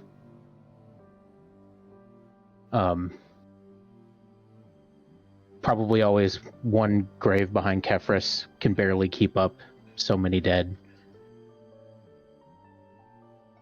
Probably notice her a few more times, but just resisting the urge to do anything about that because of everything's a mess right now. Baize's not doing great either. This is all very rough on him too, because it just feels like his past all over again. Death and sadness and blood and mud. The time comes. About 2 days have passed since the battle, where everyone has left the Lady of Souls, and Kefris remains doing the final rites and preparations for some restoration of the temple. Eliza is there, and you're there, and she sees some of that pain on your face and asks for you to lay it on her. And we have all been hurt and damaged by this. You, your friends, the families here in Willowshore, me, Kefris. He literally pulled the bloodied, horrified bodies out of the tea house. But Baize, you look troubled. And as she sits down and talks to you, you feel like being in her presence, like your mind is being pulled out of some distant battlefield and things that you've seen, or just the battlefield from a couple nights ago. And you feel grounded. You feel in the moment and ready to talk, ready to you feel pulled out of the darkness a little bit. What I find most disturbing and troubling about all this is how it feels all too familiar. Like it's not different at all. A place I've walked many times before. And though I take on the duty of a defender and know that this will be something I have to encounter many times in the future, it still remains troubling to me that this part of my life will never leave me.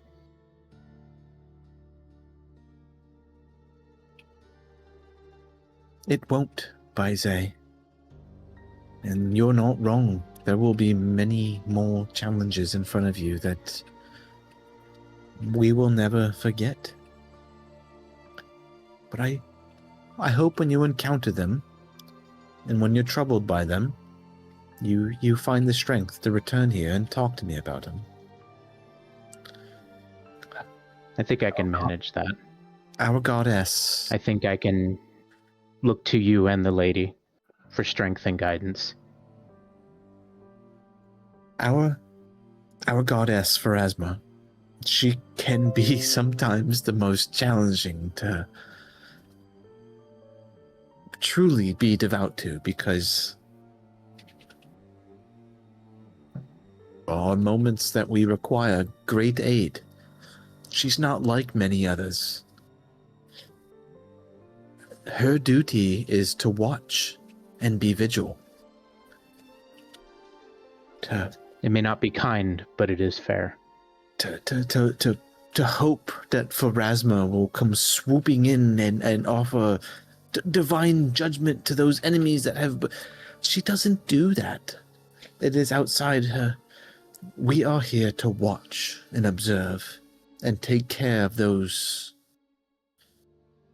and ourselves and make sure the souls reach the boneyard.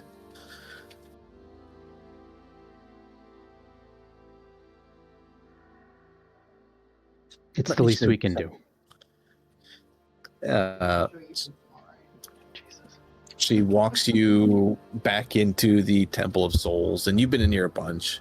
In the very back of the main prayer room, there's like a altar where people read like scripture from, a bunch of like benches, and in the back of it is a massive like painting.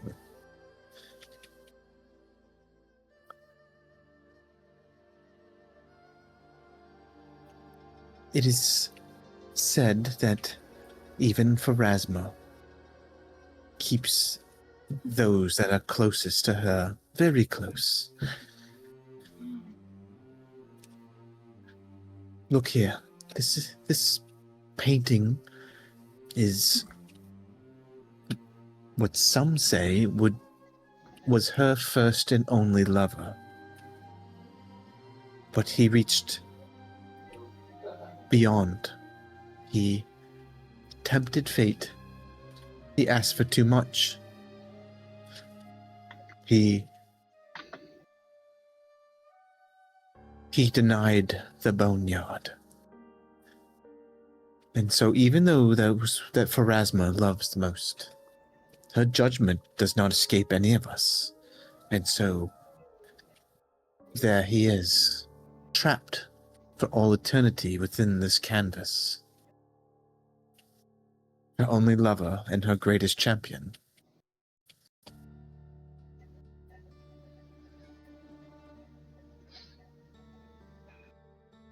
I think it was a sacrifice he made readily. He felt it was worth it in the end.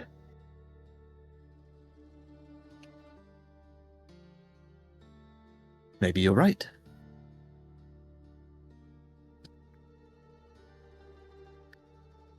And again, spending time with her, you feel more by Zay than you have been able to feel.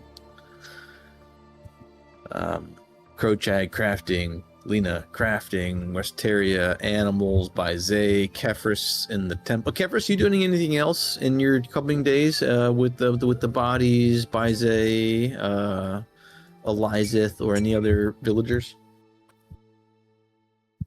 I think he's been pretty busy with this stuff and didn't even sleep probably for the first like 36 hours, so there'd be a big drop off where I just headed back to the house, and then after waking up, went through the Web of Fate and tried to discern anything there before returning back to work.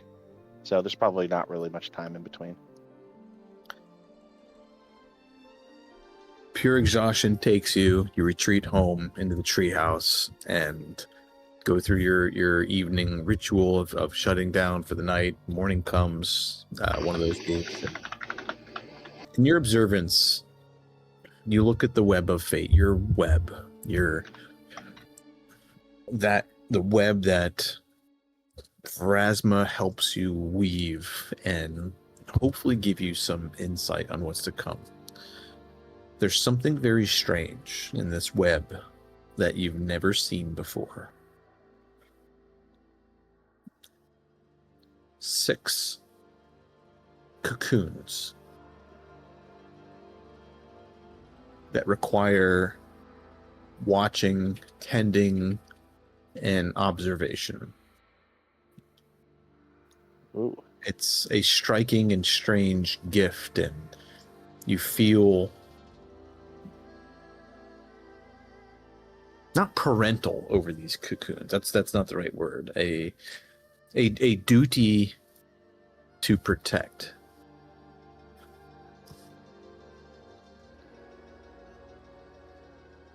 Okay. I will definitely be doing that. Is it something where I think I can't leave? No, you can leave. No, absolutely. You can go by your day to day. Give me a religion check. Yep.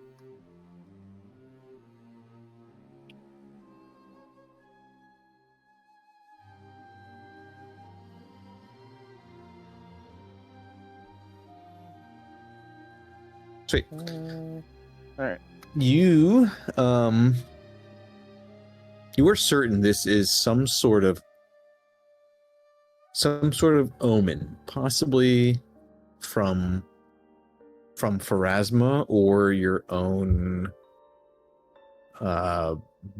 backstory and things that come from it.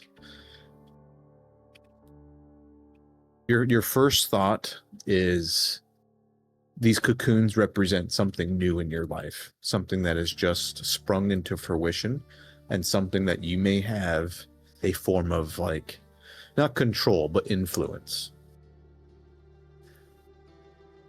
Okay. So, mechanically, what this means is those 6 cocoons represent your 6 other party members. And once per day, you may influence a strand of fate over one of them. So when one of them rolls a dice before they know the result, well, I guess it tells us the result. I can't do that in Pathfinder. A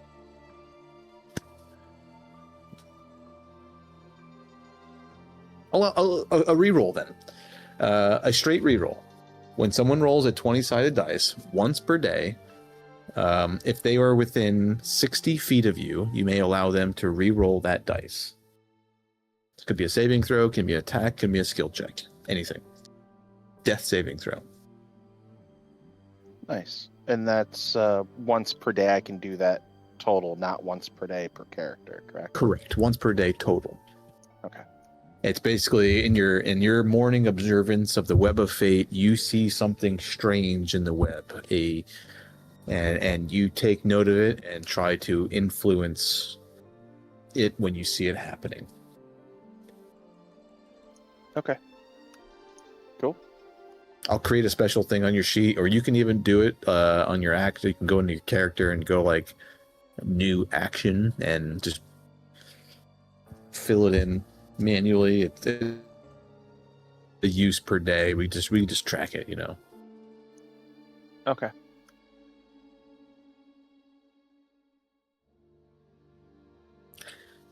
I think I've covered everyone.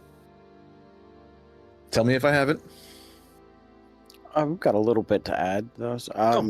Lena? Part of Lena's daily routine is when she does daily preparation, she wakes up in the morning. She sits out, and she basically sits in the sun to try and feel the magnificence of its radiance and soak it up. And in the morning, she's been contemplating kind of the temporary companion she shared battle with, and how she feels like she compares to them. And she has this feeling like she needs to kind of step it up. And that leads her to kind of think about different things, what she can craft, how she can make herself better. She exercises vigorously starting in the morning as well. And then she goes about spending some time doing some crafting to try and build that steel shield slash shoulder armor.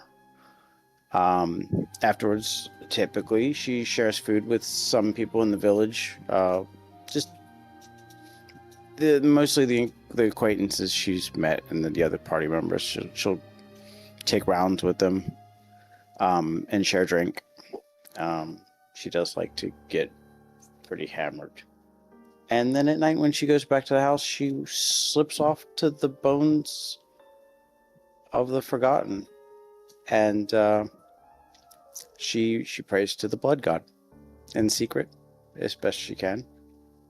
She understands that her abilities are developing, and she feels she owes a lot of that to Yadzig directly.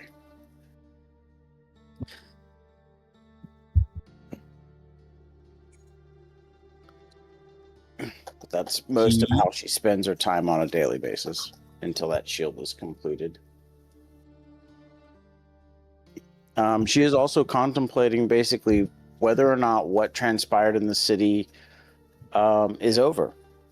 How it all started, where it all came from, and what could be possibly coming next. And she's very desensitized to the fact that people have died in this village. And I don't know if it's in part due to the fact that she typically seeks brutal punishment of murderers often and takes people's lives at close quarters. But she's focused not on the town very much at all or who's died, but more on herself, and she's more worried about what's to come. As you get out to the bones of the Forgotten, there are 2 wooden coffins there, newly placed in the last 24 hours, 18 hours. And there's official Willow Shore markings on the coffins. A marking that you would be familiar enough to know that these bodies must have been marked or tattooed somewhere where they are not meant to be buried in Willow Shore proper. These bodies are marks of carry the marks of criminals, bad criminals, and those are the bodies that are buried out here in the bones of the Forgotten. They don't get buried at the Temple of Pharasma, the Lady of Souls. They don't get buried at Graveside Manor's Muso Jin. Unmarked, unnamed, vile criminals are marked and buried out here by the bones of Forgotten. And 2 new coffins are placed out here. By my house. Yes, by your house. In the woods. We could build a fence with them if you want. It is 10 o'clock. We're going to take our 5-minute breakish here. It's 9:57. Sounds good. I got a little bit more to add, but we'll wait until we get back. Oh, no, send it. Let's do it now. Do it. Let's go. We got 3 minutes. I think it's typical for her to process these criminals at the bones of Forgotten and use their blood, some sort of like prayer to Yazig.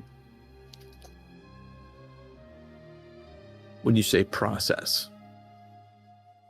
No, I don't know if they're worthy of actually being buried. This is where bodies of vile criminals previously marked are intended to be buried. Is out here in the bones of the Forgotten.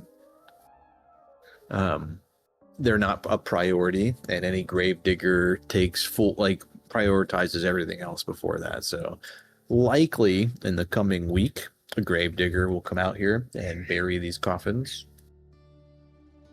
But you're certain just by the markings on it that 100% the bodies in here have been deemed by Willow Shore that they carry marks of a vile criminal.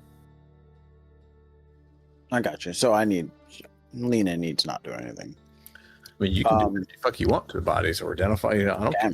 I just burn them to crisp. No, I'll leave them. I'm going to do my thing while I'm out here, and I'll leave the bodies to. Again, they're unimportant. They deserve this. Yeah, that's where they're meant to be.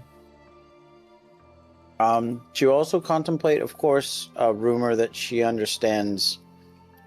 Rumor that she wants to share with other people about an underground complex or tunnels beneath Willowshore, because she's kind of curious if they were used in recent times to flood the village. It's kind of in the area where a lot of the destruction happened. All right, so you're going to check out. You're going to reconvene with the party and let them know. Yes. I'm thinking about that, and I'm leaving that note, but we can break. All right, 9:59. We're going to take 5:10 real quick. Let's just call it 10. I got to get the kids in bed. They're circling, I guess. All right, I'm gonna switch this 10 over. minutes. See you guys in 10:10. See you soon.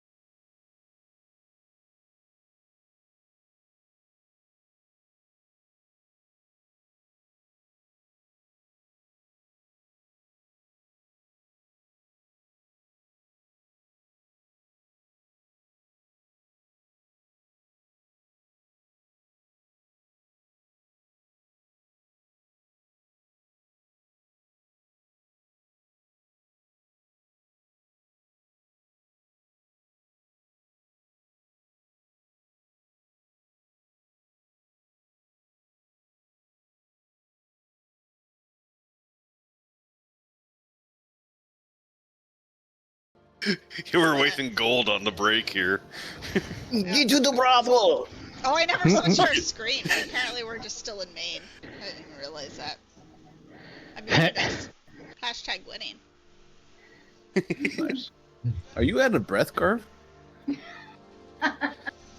Made an hour sour drink. I gave you They 10 had minutes. 10 What minutes. happened? Don't judge them. They had 10 What's going on minutes. back Get there? the fuck off their backs. They're married. You don't question. No. Fucking. Whew. Do not go in there. All right. Anyway, I think we're all back. We are Right? all still live, yeah.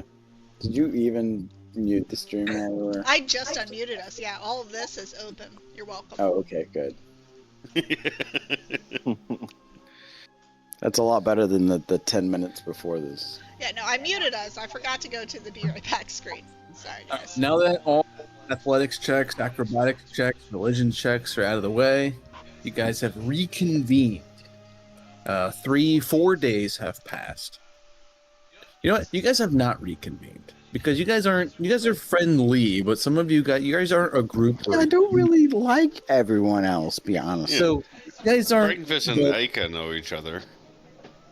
The fourth day or the third day comes and evening approaches, and you guys know that there is a dinner, a tea invitation, and a council meeting with basically Granny Who, Old Matsuki, and Nadoya Samni, and Cho Chung who is the miller's leader.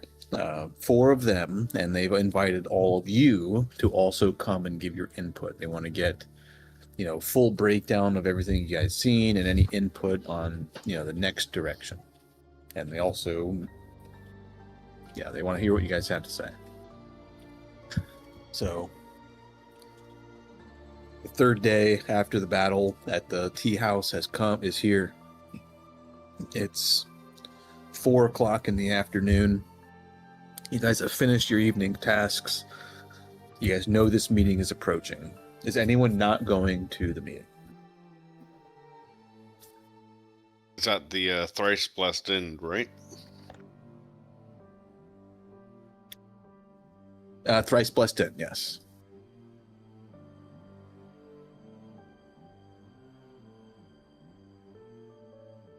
Ika attends. I feel like she's came every morning to basically lead the troops. So She has to return the kids anyway. She might as well show up. Out of curiosity, what does childcare cost for all those kids? It's free. Yeah. It's government From the funded. goodness of her heart. The oldest one, you feed him mushrooms and he watches all the other kids. They pay the iron price. The larger kids just eat the smaller kids. It's the cycle of life. And the wheel of pain grinds everything to dust. So we'll say the 3 figs there that are outside are the first 3 to arrive. Maybe some of you guys are hanging out outside, but one by one, those that are attending see others there. Sukiko's there, Striking Fist is there. Hi guys, remember me? Hey, Striking Fist, how are you? You're not even here yet. He's talking to you telepathically. He's speaking through your clothes. He's whispering through your cocoon. Yeah, through the bag he made me. Just one of the openings of the bag just turns into his mouth. I was just it's a meeting. 1, 2, 3, 4, 5. So Baize is possibly choosing to not go, and then we don't have a Kefris is here, right? Where's Kefris at? Oh yeah, where's his icon? Oh, I just You didn't moved put it on the myself map, there. did you? Sorry. Oh, I said get fucked. This guy ain't playing. My bad. There he is. There he is. There he is. Right.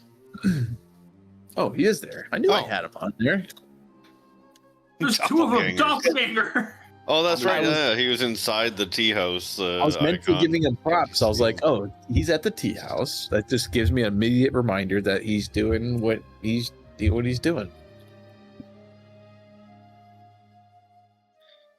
Oh yeah, did I get any slave labor from Ica to help me rebuild the stables? Or is she hoarding all the slave labor? Potions aren't going to make themselves. Yeah, herbs don't pick themselves, my guy. Has Kale muted herself? Because she's not chirping back or anything. No, Kayla is trying not to like verbally and There spiritually is stab everybody. There is a awkward reunion as the 7 of you see each other approaching or within the thrice blessed inn. I'm completely up to you, dropping to you guys.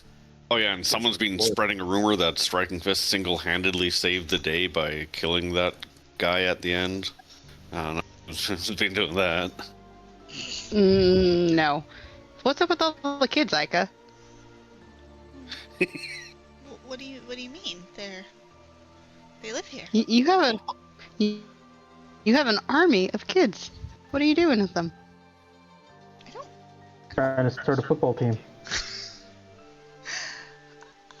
I mean, I've been trying to help out. The adults here seem to have been stressed with the added chaos of the kids, and I remember when I lost my mom when I was 5, I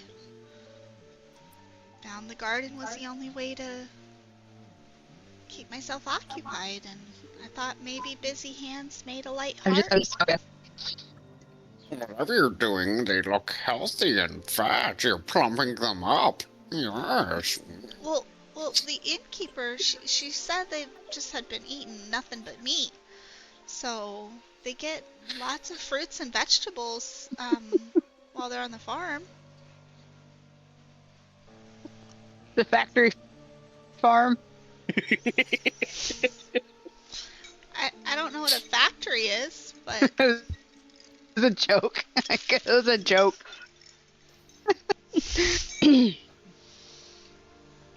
but Yeah, I heard Striking Fist was sending out rumors like that.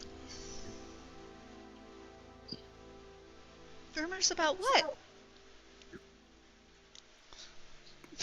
About you and children? Striking Fist. The kids have had the most tough time anyone could have as a child.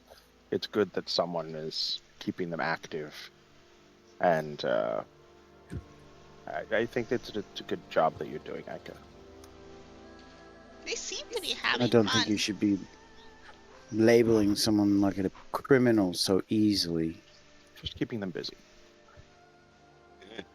At least they had parents for a little while. Jeez.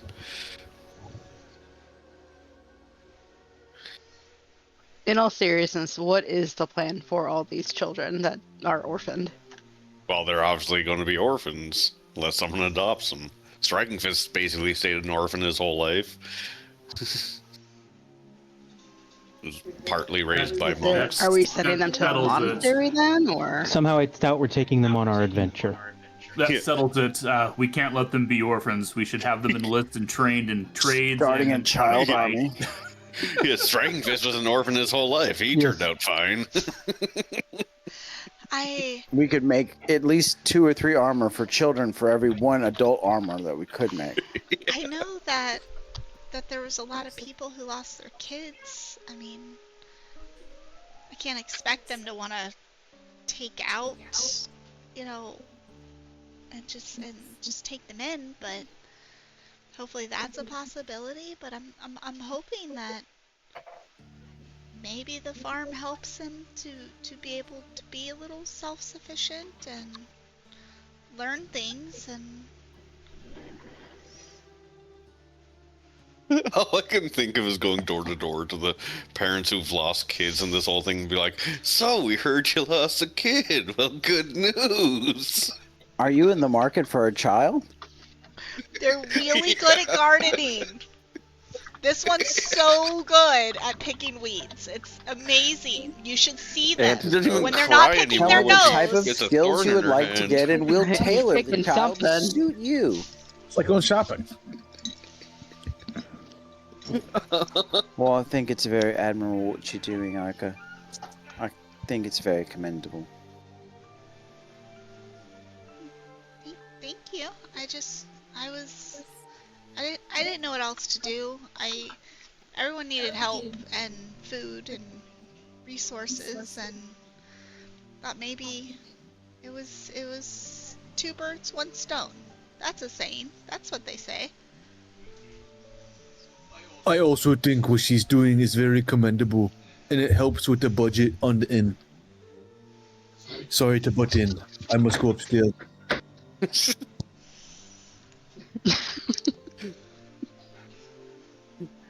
That's going to be her voice from now on, isn't it? Yes. Her voice? Wasn't that The school teacher. Their voice. Their voice. Oh, it's I thought it was like Mother Otis or whatever. That's not Mother Otis. Mother Otis. You idiot! She sounds more like this. Yeah, Sorry. He's the gender fluid half-elf innkeeper. Oh, that's right. That's right. I forgot they didn't really have a proper My gender. pronouns Yeah. are they. Listen, I'm winging it. Okay, listen, it gives me it. Look, I see those cheekbones and shit in the picture. All right, you give me an inch, I'm taking a That mile. Adam's apple. What? I'm sending it. That I can motherfucker has Adam's only do grapefruit. so many lady voices. Okay. I'm excited to hear Mako's voice because it better be hot. I don't care male or female. It better be hot. Mako? Yeah. He's 12 years that's old. a Not bachelor. Mako, go. Oh my god. You No, talking about it's go? Mako's dad. 12-year-old. Mako's dad, go. My He's bad. looking kind of hot. 12-year-old. Oh, man. I guess. Well, new Just a rumor. 12-year-old with the most sensual voice ever. I took Mako Suave to our house. Mako Suave. He's not even an orphan yet. Dug deeper. Yep. She's over there crying. She's done. She's cooked. To be fair, Mako is an extremely attractive firebender in Avatar. Sticking to it. But yes, Mako's dad. Go. Because straight You to guys hear jail. a sharp, elderly voice. If you are finished, the meeting was ready to start about 3 minutes ago. Lena piles into the right bison to see what they're going to talk about. She's not to it. She's not enthusiastic about what they're probably going to come to conclusions on.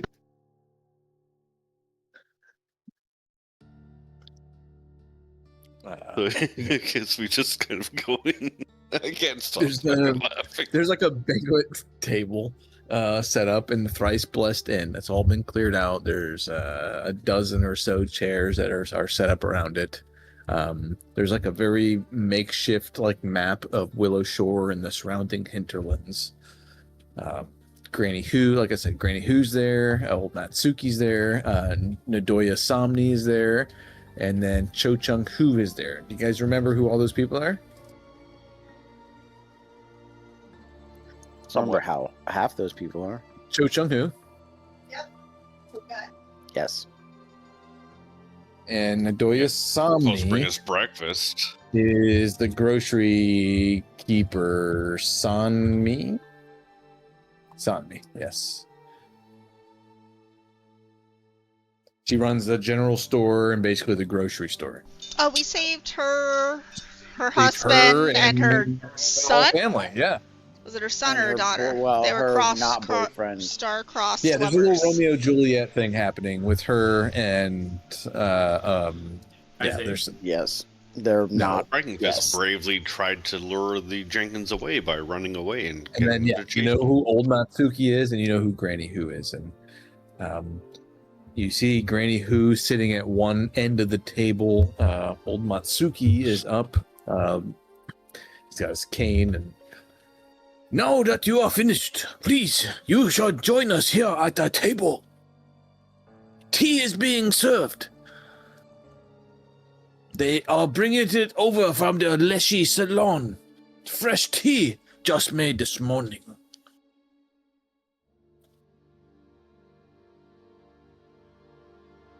So Striking Fist would naturally try and sit with as close to old Matsuki as possible.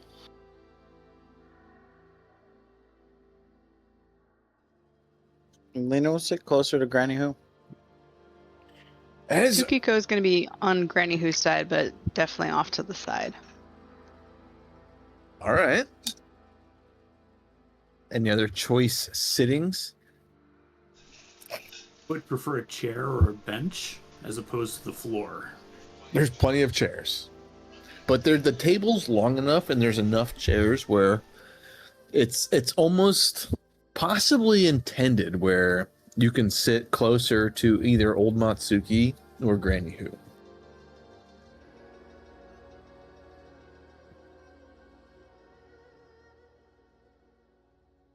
I feel like Aiko would just be crisscross applesauce. Well, probably actually on her knees, proper style, like in the middle. Not choosing You any wouldn't side sit with particularly. Striking Fist? Oh.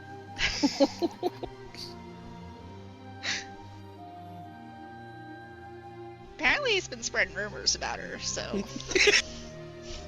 No, someone's spreading rumors that Striking Fist is spreading the rumors. I All, love it. you guys all take your seats. Some of you choosing possibly to sit more towards one side or the other. If you didn't say you're sitting on one side or the other, I'm assuming you don't really care and you're just sitting somewhere in the middle.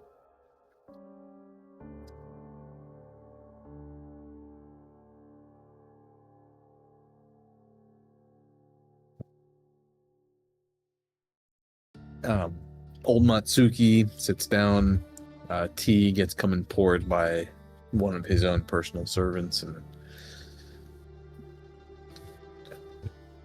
we would like to Just shut your old trap, Matsuki. We know what must be done.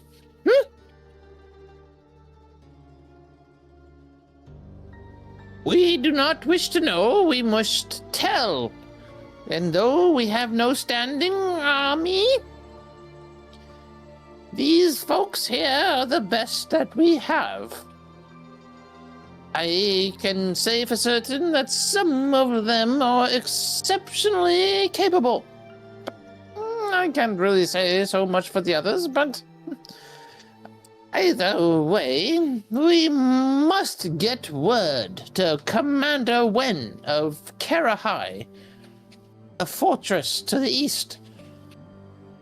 It sits on the Lake of Ghosts. It's only but a day's travel.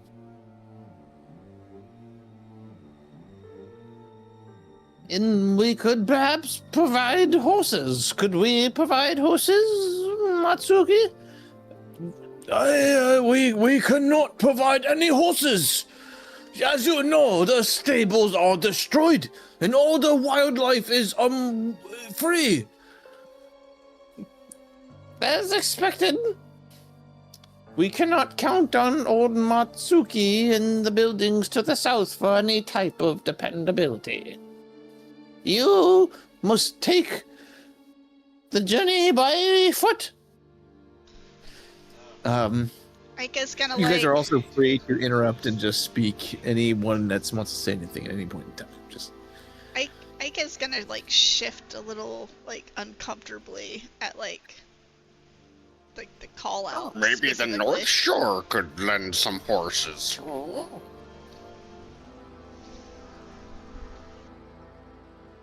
Granny Who snaps a look at you. Those of North Shore would know that there are no livestock on the north side of the river. A foolish notion that you have presented, sir. Oh. Then someone's talking a lot about horses without horses.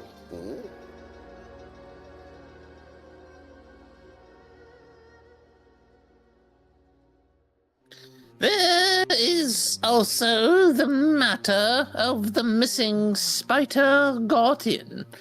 Rumors are running afoot that magic has animated it. We must dismiss this immediately. It must be the curse that has taken the Spider Guardian afoot, for the Guardian is not guarding anything. During the Suki. night, the Guardian was guarding the city. It chased off multiple of those creatures in the forest where we were found, as well as those without faces. Yes, this man here speaks what we along the south bank believe. The spider was supposed to defend Willowshaw in its greatest hour of need, and it has done so. To dismiss it as a temporary magic or curse effect is blasphemy. We but only saw its tracks. We did not actually see Ugly Cute. Well, Saw the bodies it left behind, too. Exactly, the bodies it left behind. We must not depend on this spider statue. We must be wary of it. the Silver Mist Lodge is supposed to be getting some more information to see whether or not it can even be found at this point.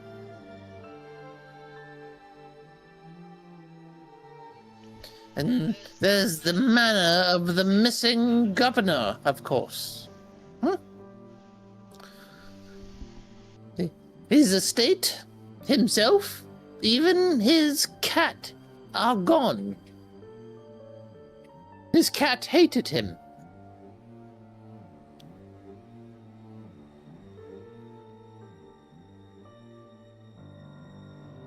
If you ask me, this all falls back to an event 3 years ago in the winter of 7105. The governor, he received a missive from the city of Zay. That's I think it's SZ. I know it's SZE. I think you say it Zay. That no checks needed. That is a city of ghosts. Most of its population, its governing factions, are all undead and ghostly. Incorporeal rulers. Very powerful city in this region, actually, if not the most powerful.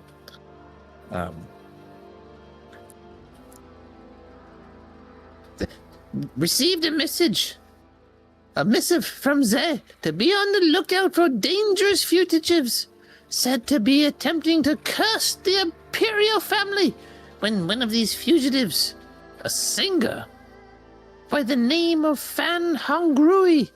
That's FANHONGRUI.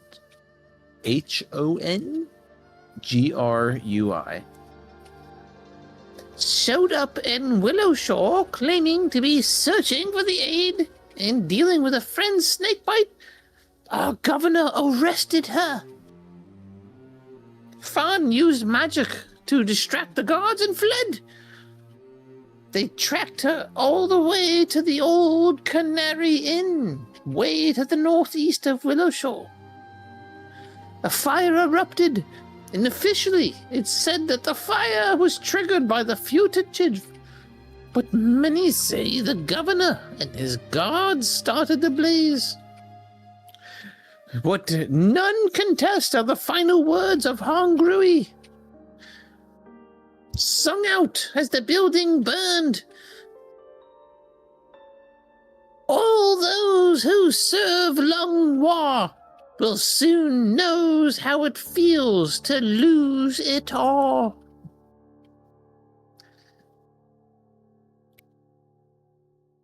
Yes, there's a lot of conjecture in that rumor, but more tea, please, more tea. The journey to Kirahai must take the most precedence.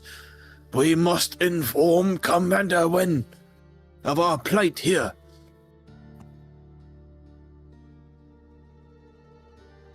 Our guard is very limited, and you, Seven, have proven yourself as quite capable. Know about all 7 of them.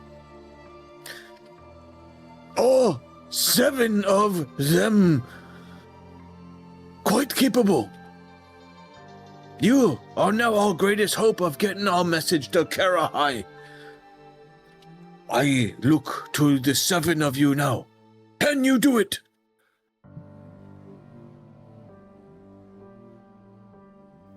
Everest looks around. We are just talking about a simple message, yes? It is about 2-day travel without horse. Many have taken the road before from Willow Shore to Karahai. Baizay, you have taken that road before. It's only about a 2-day truck along a road. Karahai is like a military compound like city built on the Lake of Ghosts. A massive lake with like almost like an ethereal greenish glow to it. Oh yeah, that's where I did my Yeah, you've been there. Yeah, you've been there. It's not a far that's journey. right, that's where I apprenticed in my backstory. Yeah. And we all Place know I have that these spent lands are many, rife with many ghosts days too, right? and nights in. So And the Just- road is not that dangerous, if at all. I mean, it was when you went, you know, I mean, there's been some shit going down around the Willow Shore, but Rife with horses, ghosts. it's 1 day. Without horses, it's 2 days. Yeah, it's a day's ride, 2 days walk.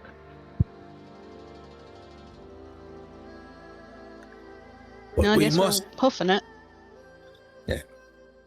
Granny Who hands you, Sikiko, an envelope. This is a mess. Oh, I'm sorry. This is a message. You must get it to Commander Wen. He is the commander of all the forces there at Karahai. Believe it or not, he was only a lieutenant when I was captain there. Oh, but 52 years ago. But times have changed, and now he is commander of the whole fortress. Get him this message. He will see my signature and my seal on the bottom. It will be done. Of course, we will get it to him. What exactly does the message say? It says we need help. It says we've been attacked.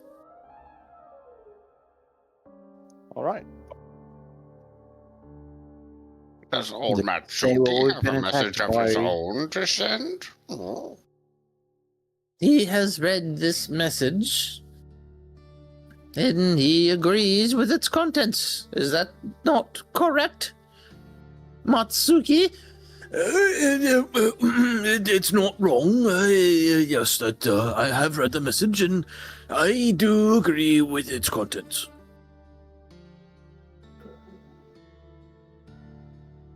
It says we need help. We need fortification and reinforced trade agreement. They must send us more food before winter hits. Where is Tsukiko in relevance to? She's right next to. Yeah, at the table, close to Granny Who.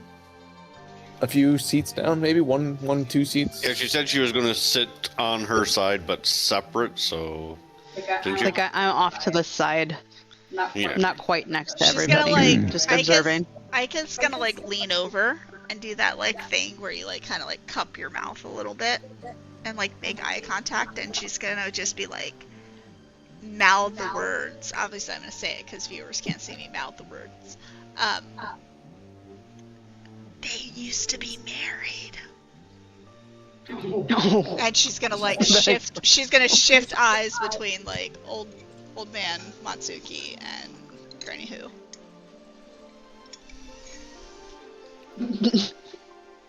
And Tsukiko is gonna stifle a laugh.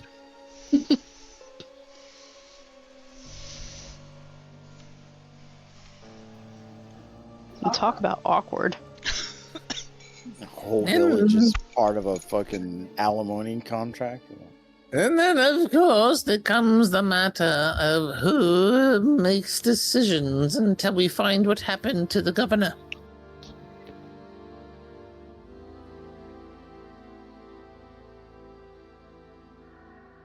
I have recommended that we resort to a council, like, we should vote on things.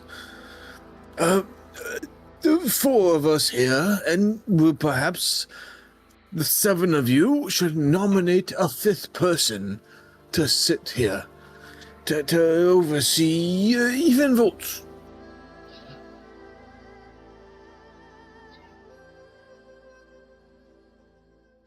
The 4 people would be Mother Otis, Old Matsuki, Somni, Granny Who. Matsuki, Granny Who, and Cho Chung Hu, the guy with the Cho Chung Hu, yeah. the Miller guy.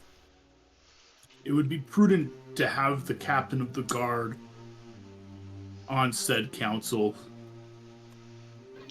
So if things were to go south, there could be quick, decisive action from the city's guards. So we I got would to vote for nominate Zhang Zhang Ping. I nominate Yuso Jen. Her Second usual gin. Oh. her aid in keeping everyone safe and tended to was, I mean, only paralleled by Dr. Dami, but he sealed himself away and protected few, while Yuso-Jen, she did what she could, And usual gin has been in the village for a long time. She's seen the monastery as much wisdom. Oh. You see old Matsuki writing a tally as you guys are speaking.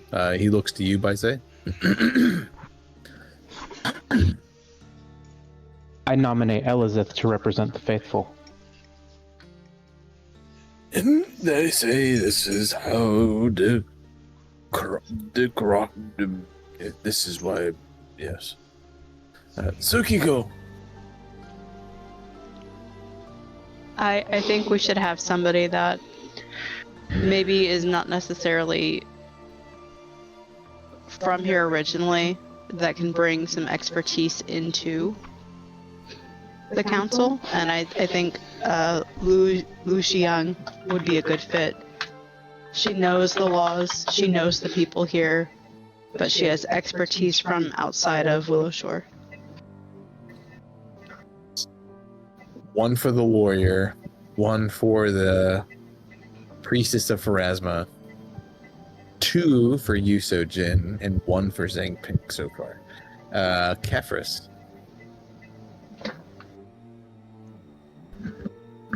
Kefris holds his tongue to see what the rest of the votes tally out to. I think the rest is only Luna. I have little desire to be involved in such politics. Do what you must.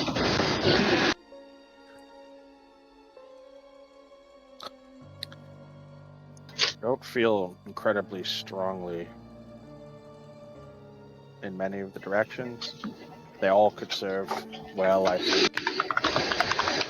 That said, I do think it is a good idea to have whoever's in charge of the military here in the inn for input to the rest of the council about what we have, what we can do, and how we can do it. So with that, I go with Prochag's suggestion. So we have 2 here for Zhang Peng, 2 for Yuso-Jin, 1 for 1, and yeah, this is We have one tally not yet counted. Lena, would you like to tally your vote? I will vote for Zhang Pen then. Very valid and strong and conscientious. A good choice. Good choice. Nice.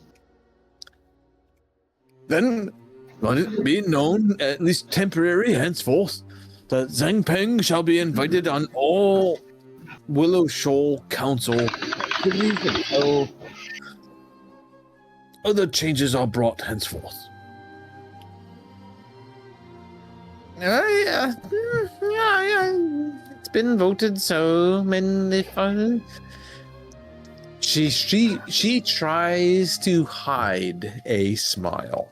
And Tsukiko, Lena, you both see it. There's a almost like a happy dance that happens in her chair, as you both know very well that Zhang Ping is her son-in-law. Yes, I do. And by having her and Zhang Ping both on the council, that is a singular vote on anything that may happen. You've doomed us all, Kefris. Doomed us all. I mean, it's still not a clear path to victory, but I mean, at least there are two north shores, north ridges. But it should be 2 and 2, and then some sort of middle of the road tiebreaker. Natsuki speaks up. Not the most. It wasn't what I would have voted on. Now, I must say, I must request, when do you head for Karahai? And will all 7 of you be going? Because the road could be quite dangerous. And I would like to see all 7 of you persevere through the journey of Karahai and back. So will you be going, and what can I do to help you? Well, the need is dire. We should leave first thing in the morning. Assuming the things we are crafting came to a good conclusion. Yeah, crafting's done. It's the end of day 3. So I know Krochak had 4-ish, but he's someone else is doing the roles because he's like apprenticing under it and learning stuff. So I don't mind making the rules. Of course, it's not hard to actually get that done in 3 days. It just depends on how much it costs. I'm not stressing anything of super low level and non-magical of major stuff. It's non-magical, yep. I can see if Jen can take over. I've been providing food to those that need it, and herbs and potions, and she can oversee the farm. She knows her way around, and I am happy to join the group to Karahai if they'll have me. Yes, of course, we should all go.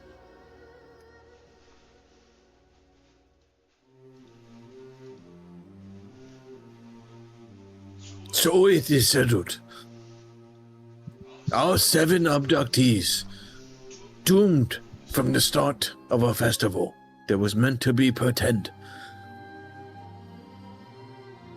will head to Karahai and perhaps secure the only thing that will save us. For if we do not secure aid and protection for the winter to come from Karahai, after the damages that we have suffered, I fear Willow Shore could be lost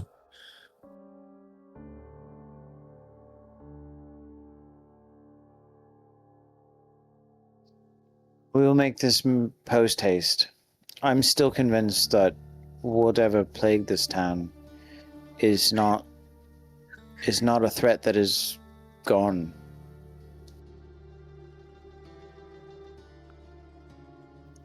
I have a suggestion for the council. During the recapture of the city, we came across some Kappa that were in with the attackers. They chose not to fight, were very agreeable, even gave us a gift, and invited us to come see them and their city sometime. They also promised to stop overturning our fishing boats. So that's good. My point was, perhaps we could work a deal with them. They have an interest in prepared oddities and foods. I think pickles specifically. But perhaps we could work some kind of deal with them for fish in the south to keep us through the winter. Nadoya Somni speaks up. It is quite true that the Kappa of the region have a phonetic obsession with pickled anything. I grow them. I have a surplus. If and when you plan to visit them, I will offer you a whole barrel full of the biggest and freshest pickles I can offer them. It is quite known that the Kappa reside on the southern banks of Gourd Lake. Quite troublesome creatures, tipping boats over of local fishery. They seem to be in the mindset as not to do so anymore. Peace If between you the two of us would be could acceptable. secure this arrangement, and I will confess, on your journey to Karahai, you will pass close within a couple mile of Gold Lake, depending on the road that you decide to take. It could possibly add another day to the journey.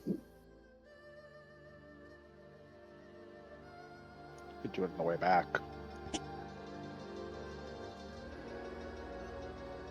If Crowcheck doesn't mind carrying a barrel of pickles that long. Barrel of We pickles would be light work for me. Though we have no beast of burden, if there are...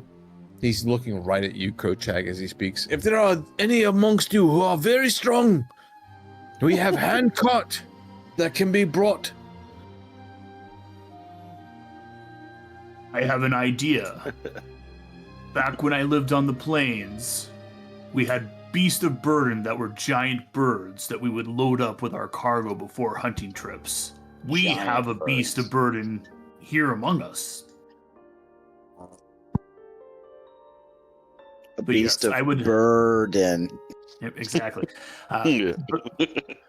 But I would carry the supplies if we head that direction. That's that 1d6 sneak attack damage that dad rogue I was talking about in chat earlier. Beast of burden. Yeah. It's like, how do you do That's sneak attack psychic damage? damage. It's really, it's not even real sneak attack. It's like psychic damage. Yeah. Or with dad jokes, it's more cringe damage. Yeah, that's psychic. Cringe is If you don't psychic do a damage. good dad joke before you actually roll the dice, you don't actually get the sneak attack. You have to give me a good dad joke. It's 2d6. Or some sort of like terrible pun. Yeah. So it's not it's a performance check, but for the player, not the character. The player, yeah, the player. You gotta give it to me in real time. I pull it. Debatably, a terrible pun is not hard to come up with. On the spot, it's a That was bitch. clever as hell, though. That was so clever. Just a burden. It was good. In sneak attack. The meeting separates a little bit. If Obi for pisses himself, it's a crit. the 4 council members, Granny Hu, the Nadoya, Old Natsuki, Cho Chung Hu, go their separate ways, leaving the 7 of you at the table. There's some fresh fruit there. There's some like breakfast biscuits, and it's it's late. It's evening. It's dinner. Sorry, late the 3rd day. I said. Yeah. The remnants of a dinner feast is still there. I'm going to be honest with all of you. The first time we got roped in with each other to get things done, we were all a chaotic mess. If we are going to continue to arrange ourselves or align our objectives, I'm going to have to ask us to be more orderly about it. I would like to propose someone to lead and everyone else to follow, so that we're not a chaotic mess.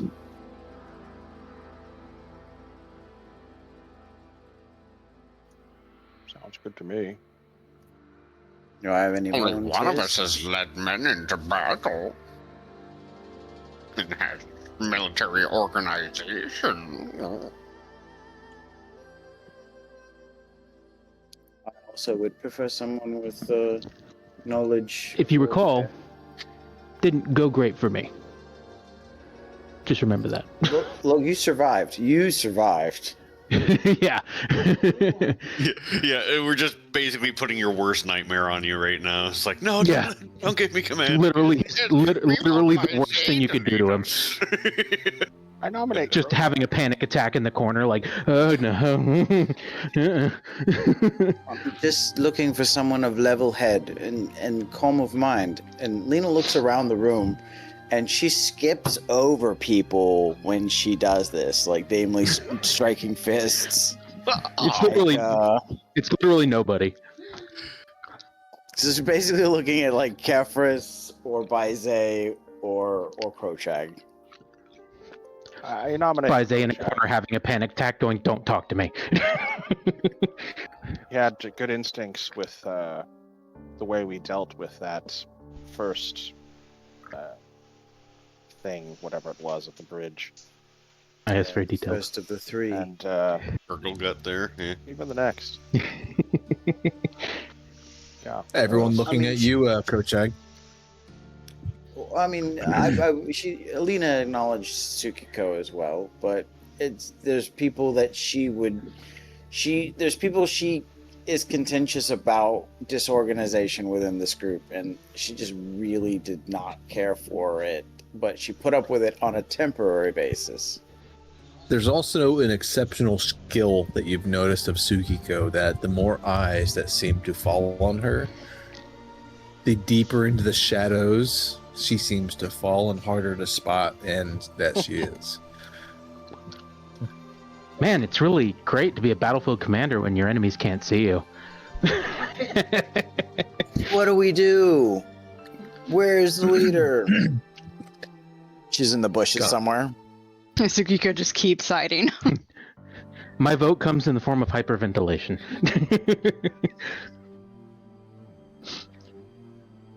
I just want to put Baize in charge just so he has his worst nightmare at this point. it's literally like you couldn't possibly do a worse thing to him, the poor bastard. Just oblivious to it, though. It's like, yeah, he's got military training and leadership skills.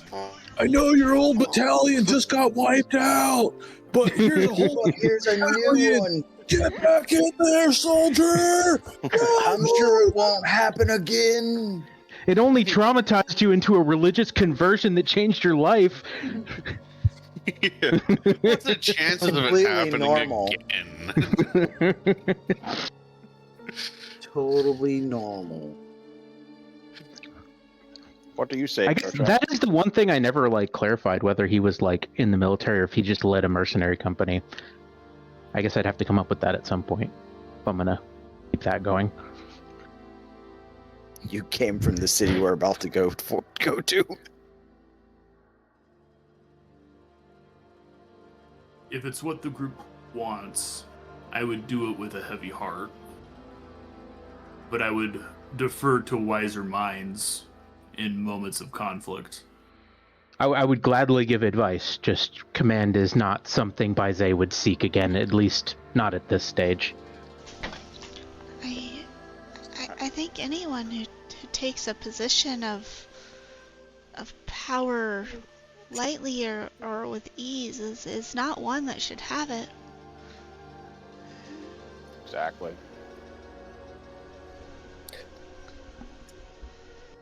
She says that Awesome.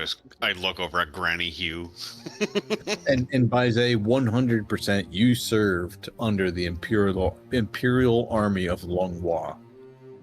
Okay. Same army that Granny Hu served under.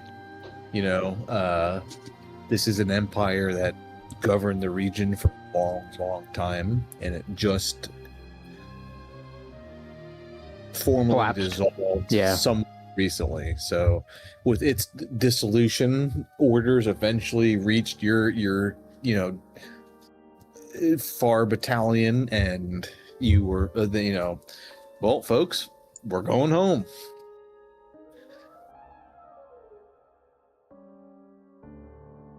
The amount of stationed troops at Karahai and the surrounding garrisons got cut, dramatically down, and many troops got sent home. So did he like after the dissolution? Did he lead his men into? Because he was a mercenary. Did he lead his men into becoming mercenaries? You? Yeah, because like he was a mercenary before what happened. That's the backstory I wrote him. But he wasn't always a mercenary. So the Empire of Longhua, they had their own army, but they employed mercenaries equally as amount of their own soldiers. So their military forces, they would say, we have 50,000 forces. People, maybe half of them were actually Longhua loyalists. The other half were employed mercenaries. Many of them went through and stationed at the same bases. So quite possible whether you were a Longhua, loyalist or a mercenary that fell amongst the ranks. That's up to you. I don't want to decide that. Yeah, I was just it was something I had thought about, and I guess I'd never, like, we got caught up in the game and I never developed it. Parents ended up here, nearby, and whether you came in with mercenary group and ended up, your parents, possibly were even mercenaries then. Something brought them here. Yeah, that's up to you, my dude. Yeah, I got to go back and I actually forgot a lot of what I wrote, so I got to go back and like put my face in it and make sure I actually remember what I wrote. That would be helpful. But the last thing that happened to him before he came back here was traumatic battle, lost all his men, fractured his confidence and his faith, and made him rethink his life. So I can make that fit. Leading a when I go ragtag over group is just the thing he needs to rebuild his confidence again. There we go.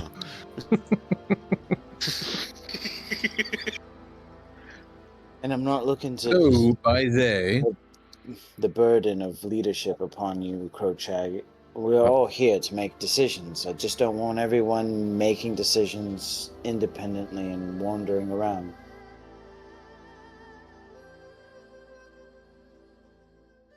I understand. And it makes sense to be a cohesive unit.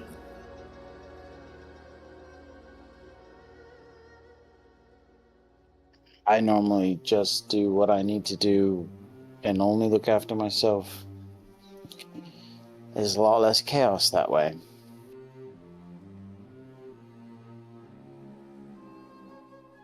I feel like this is the only way to relate that to a bigger group. Also, I would see that we would share whatever we find as far as reward or treasure. as a means of seeing who would use what most usefully, instead of just being selfish Someone's about been things. hoarding treasure and things. Oh. By the way, Striking Fist would be selling off the rest of the jewelry that he couldn't find the owners for.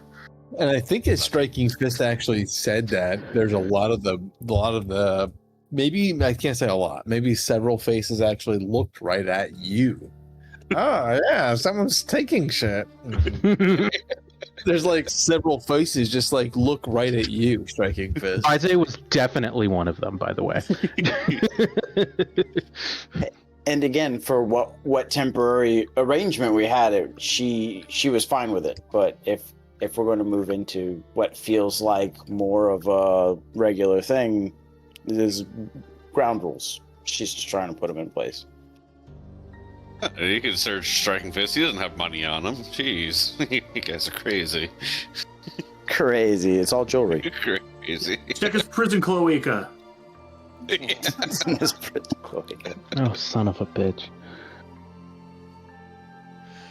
Oh, the mental image So yeah, was Obi, rough, though. yeah, Striking Fist would be selling off the rest of the jewelry you couldn't return to the owners there.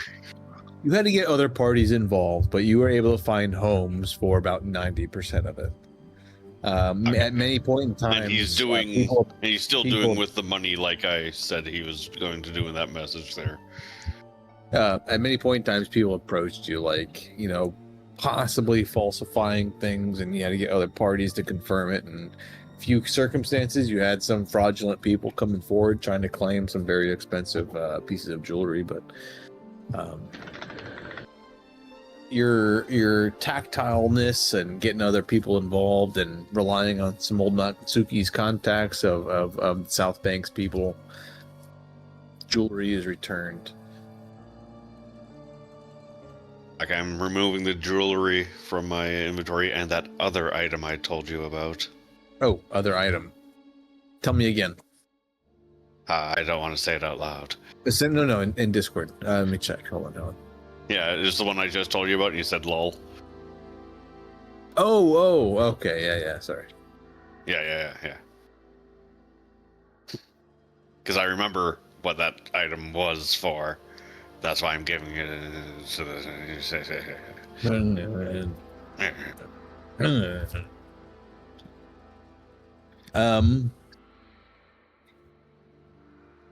Prochag being nominated at least temporary party chief. You've been busy these last 3 days crafting. Many others have been busy, burying the dead. The elders of the town, the council, have requested that your group head to Karahai to pass a message along. What's the plan? We leave at first light.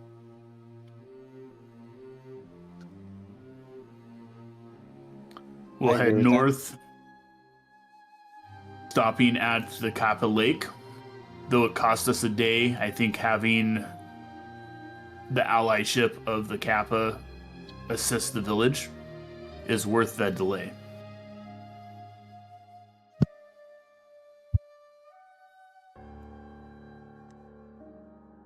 Are we in agreement? Sounds good. Mm-hmm. I would agree. I think it's a wise course of action.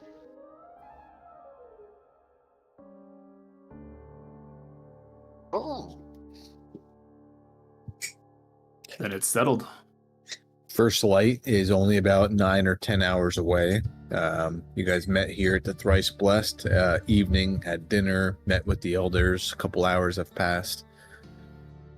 It's about 9 or 10 o'clock at night. Not even. It's 8 o'clock at night. Approaching 9. Krochag says, Before we separate, I would like to approach Kelthus and Ica and kind of pull them aside from the group. All right.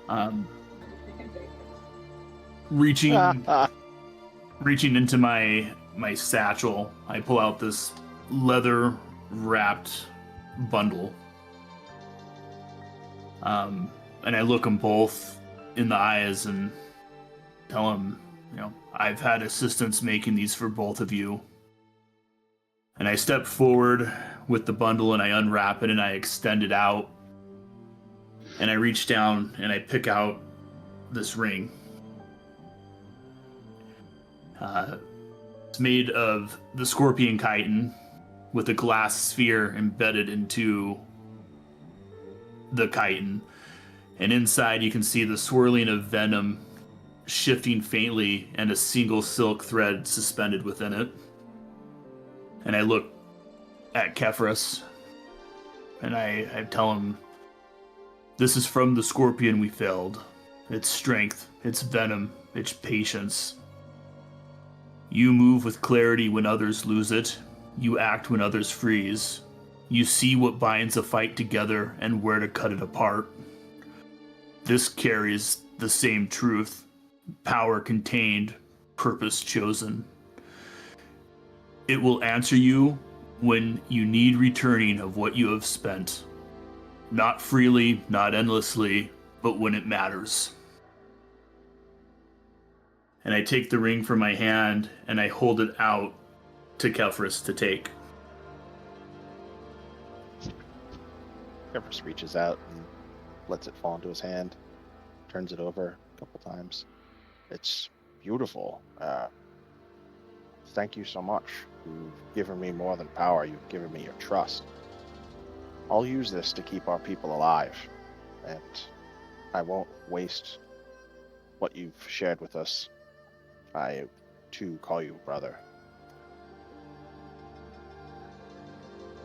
Agreed. And then, without breaking the moment, I'm going to turn to Aika and reach down into the satchel, or into the wrapping, and I'm going to pull out the next item. And a thin metal chain kind of dangles out of my large, closed fist. And as I slowly open it, it reveals quartz crystal amulet. And the crystal glows softly in the firelight of the room.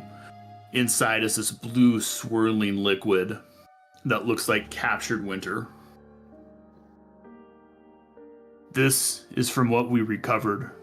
Power meant to be thrown away, now given purpose, Aika. You do not rush. You do not break under pressure. When others look for direction, you already stand where you need to be. And I kind of turn away for a second and point to the southeast, just like the mountains. I lift the amulet up, I hold it out to Aika. This holds winter within it, bound with the essence of a blade touched by silver, refined and focused. It will sharpen your strike, coldness made precise, the mountain snow always with you. And I fully extend it out and offer it to Aika.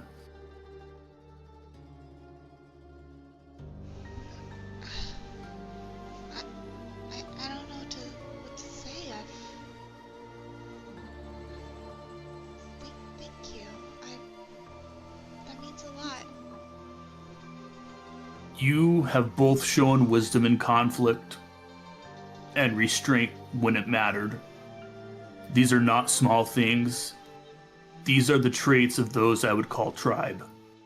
You are not of my blood, but you have acted as if you were.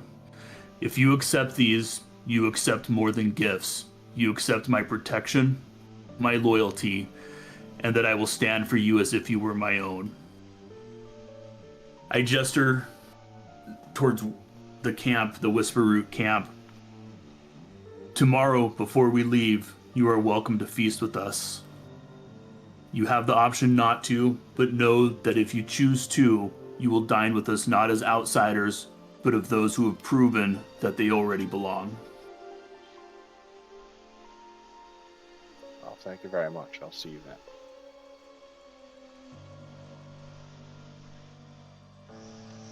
I accept. I just ask that you Give me grace. I'm learning a lot. Grace is given.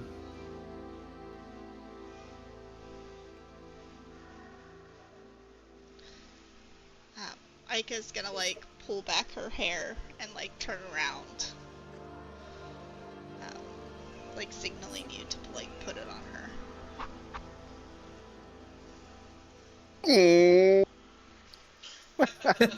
I will attach it. I will unclasp the metal hook, reclasp it.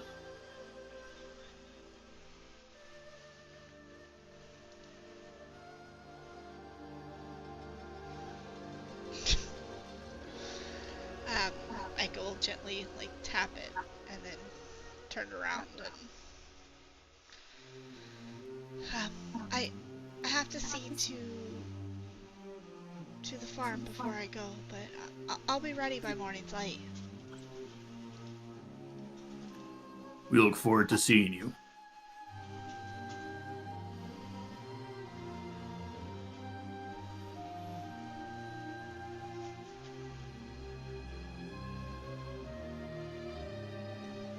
Whoosh. Evening passes. Heavy talk was given. Gifts passed. You guys disperse from this location. Anything else happening here while you guys are all together?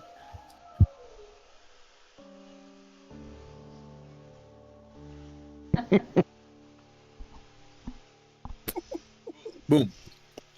Night passes. Morning comes. Many of you possibly convene at the Whisper Root compound. A barbaric feast of preparation and expectation is thrown. A wild boar that was hunted down in the wilds early in the mornings was caught and captured and prepared, and it's been roasting for already from basically about 2 a.m. till now. Sun comes up, 7 a.m., 8 a.m. arrives. A feast is prepared of success over defending Willowshore and new authority given.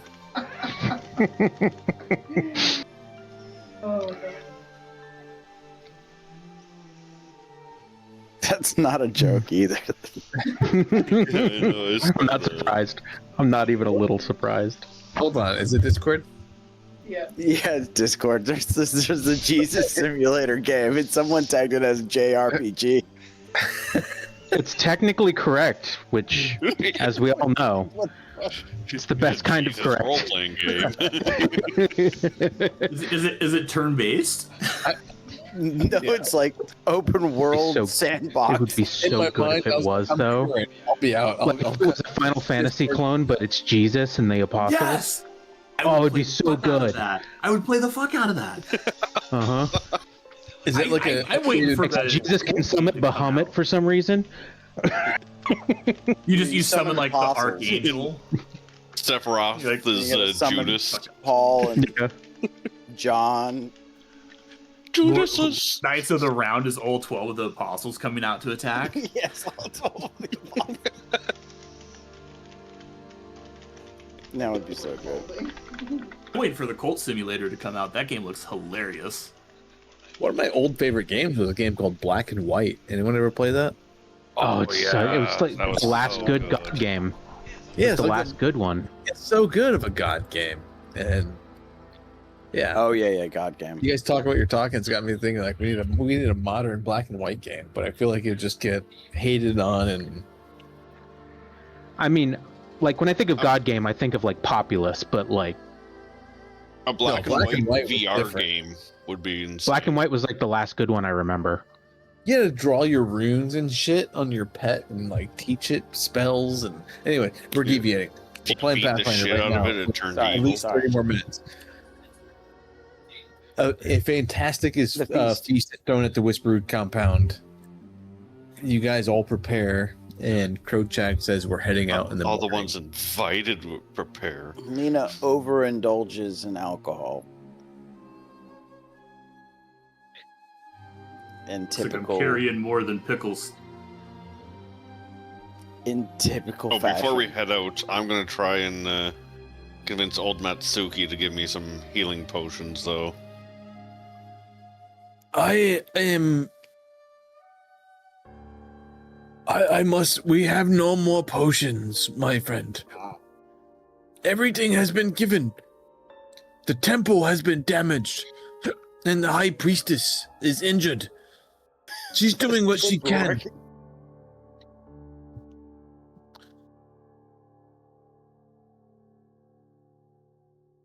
Perhaps next season or in the coming month or two, we will have more healing potion for you, Striking Fist. Okay. So, you guys are on noises. a hexploration map. 1 hex is basically 1 mile. Unfortunately, you guys see the little roads and pathways. Aika will have made sure, like, that morning she does her daily prep of preparing potions. So, if you follow a road, you can move basically about 10 hexes in a day. If you deviate from a road, you're basically going off into the forest or wildlife, and it's difficult or major difficult terrain, and you move much, much slower. And the lake is which area? Like up this way? You guys were told to the southeast. Take the road to the east and follow it.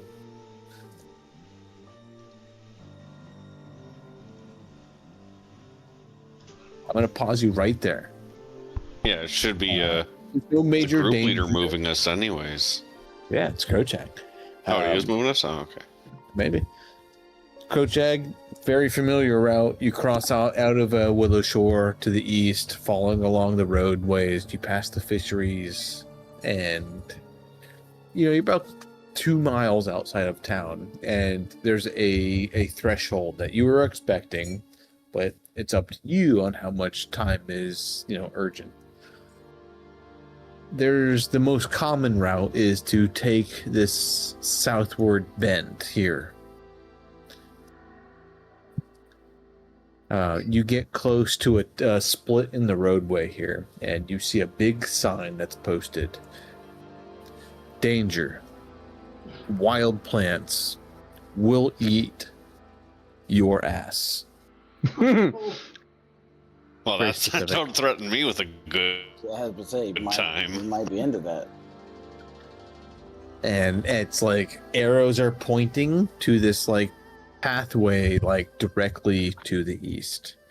And you see more recent traffic, and you guys are very familiar with this. You guys are still a lot of your locals that this little shortcut to Karahai does save you quite a bit of time, but it is pretty fucking dangerous. There's a lot of wild plants that have gotten like sentient, and they're able to move, and they're like mobile Venus flytraps.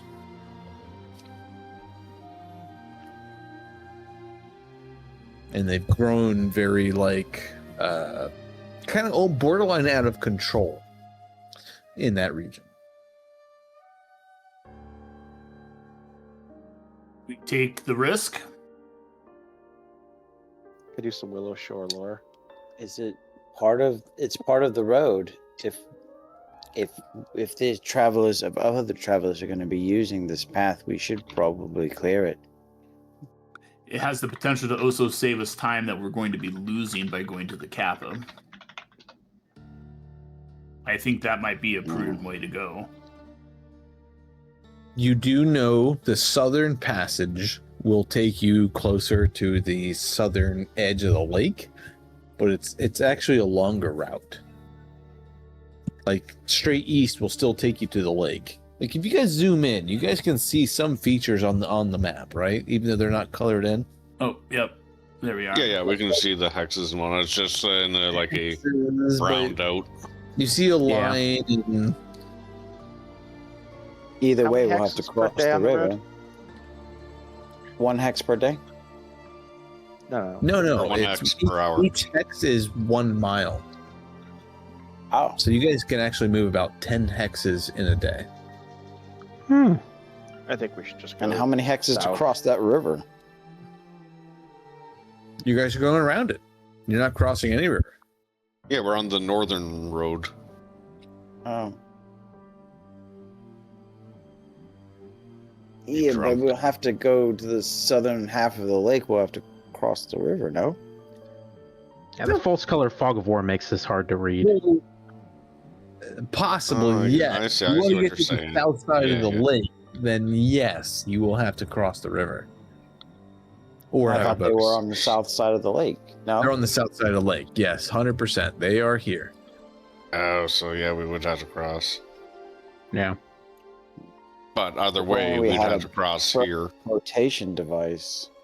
So you guys draw some maps in the sand real quick and Oh. confirm that, yes, that the Kappa little That explains town why I'm confused. or village is likely on the other side of the lake, and it might be kind of difficult reaching them without a boat or circumventing along the other side of the river. So let's head south, and as we're passing this river, looking for natural made crossings or shallower, calmer waters to ford it.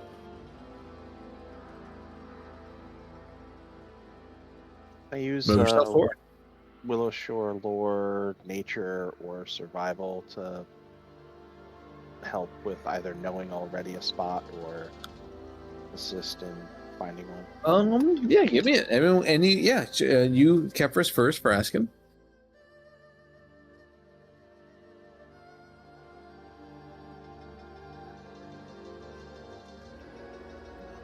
You are familiar that there is what's called a peach tree grove up ahead to the south in this bend right here. Peach trees are it's like a tree with like a paperish bark. This particular version is the tree in the paper is peach in color. That's the only difference. But the trees are the wood is very, very sturdy. It's hard to harvest. But nearby is a crossing, just like southwest of the lake, like right here. Several trees have fallen due to age, and it allows there was, at least, maybe last year when you came here last to explore out in the hinterlands, there was a crossing. Okay. I'll mention. So it. where the crossing is, if we go the north path, we'll save 2 tiles of travel, basically. But there's more danger of being caught up in fighting. Just think of each tile as basically an hour of travel. Yeah. It so we'll says 10, and it assumes that you guys are moving a little quicker along a road. It's just. But yeah, so we can assume we'll save if we're unharassed 2 hours if we go on the north path, but if we go on the south, it's safer. And then we still have to ford the river, which we don't know how that's going to go with the cargo and stuff that we're carrying. Yes, but Kefris knows there's a spot here to ford. I think he said it was down at the curve here. Oh, at the curve down here? Yeah. No, the ford is over here, all the way at the right where everyone's. Yep. Yeah. The Kappa compound or village is over here on the south lake or south end of the lake. So we have the potential to save 2 hours, but also get the crap beat out of us if we go north. Again, And we're north is the hauling a most cart, and that might get damaged. And that makes us go back to what Lena was saying about other travelers maybe taking this path. And it makes... Or the it reinforcements from the city would probably come through here as the fastest mode of travel as well. Yep. Ultimately, it's up Clearly, to Crow. the sign also has it known that the north path is dangerous, but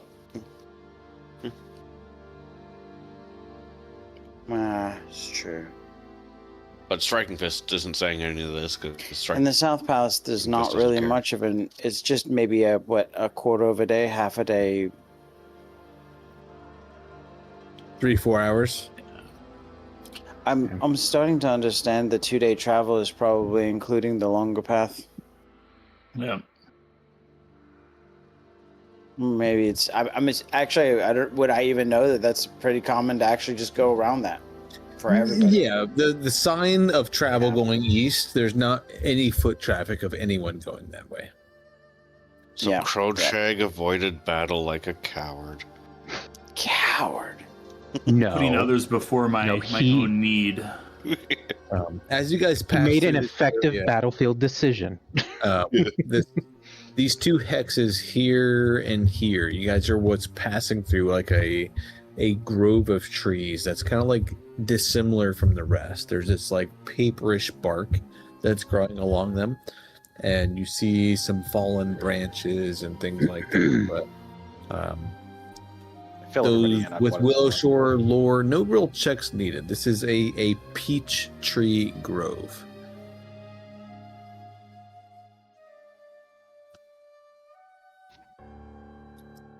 Would they be bearing fruit right now that we could eat? So, with the question, now everyone give me a Willow Shore lore. Bird's gonna eat. Bird's gonna eat. It's my first roll of the day. Sorry. Oh God. No clue. We're doing great with our Oh. Willow Shore lore. Oh, we that- forgot everything ow. we used to know about Willow Shore. God. You go 4 Where's hours Willow Shore outside again? the city. we and don't you guys remember don't know anything. Is that a town? Yeah. These appear to be shit. trees, Perkins? guys. These appear to be trees. The material that the Fulu was made out of, that the priestess of Daikitsu put on all of you, was made of this like paperish bark. It's a different color, but it seems very similar in material, and you think this could be very effective in a suitable material to make strong fulus, which are those talismans that you guys can put on weapons, armors, and other things.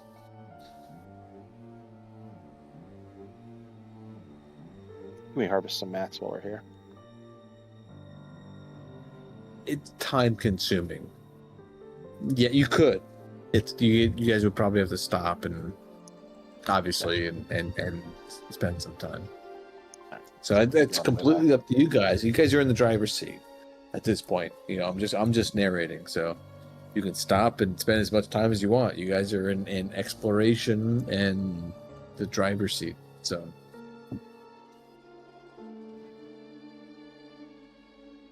I think we should proceed with the mission, and if we do the harvesting, we should do it on the way back. The fulu are made from the bark or from the actual wood? the bark. Is there bark on the ground that could be gathered as we walk? There's some loose branches that could possibly be gathered. Yeah. So let's gather the loose branches as we walk, and then we can refine them when we stop for the night. All right. You guys spend basically an hour doing that. So basically just -1 hex from your total movement. But as you get to the vista of seeing the Gourd Lake in front of you entirely, 1, 2, 3, 4, 5, 6, 7, 8.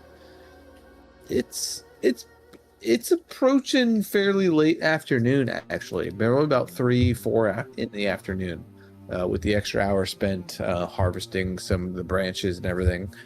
You guys approach the Gourd Lake, and the sun is just briefly starting its little sunset. You guys look out towards the lake.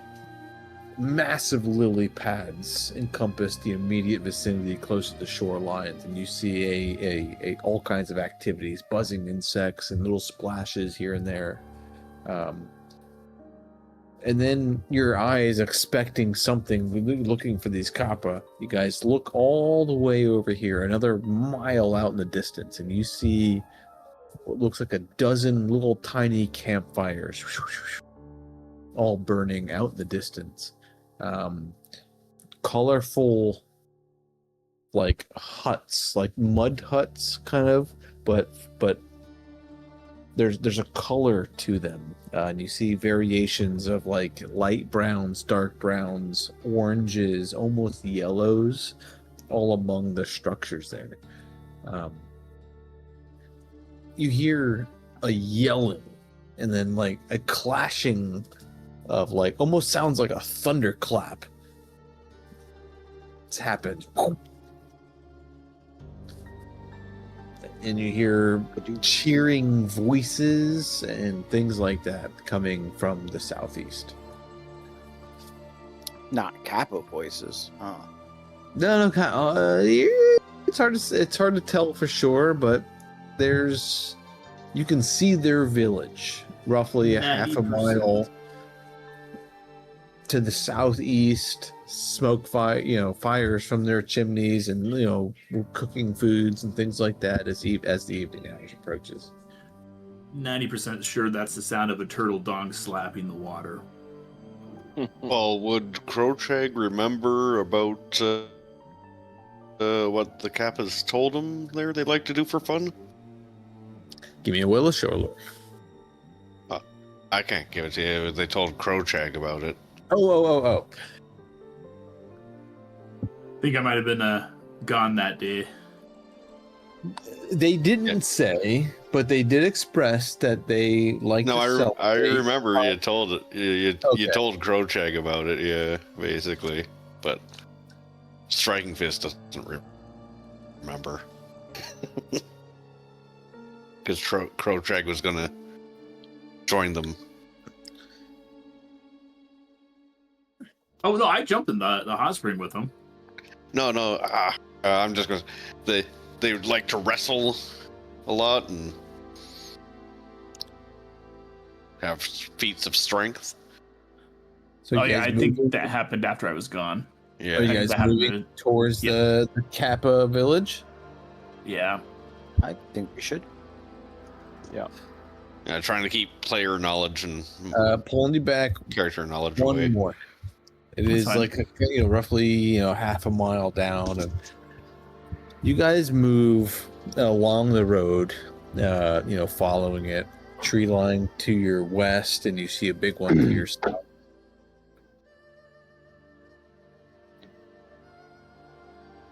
You know what, Crowchag, you're up in front. You've been nominated leader. Give me a survival check.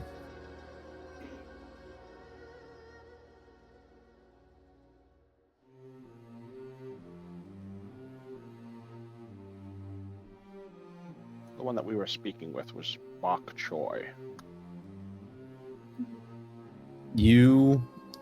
As you make this turn around this tree bend away from the Gourd Lake and hopefully closer towards the Kappa village, the trees draw and grow dangerously tall and close to the path here. And you hear a immense buzzing sound, a clicking sound.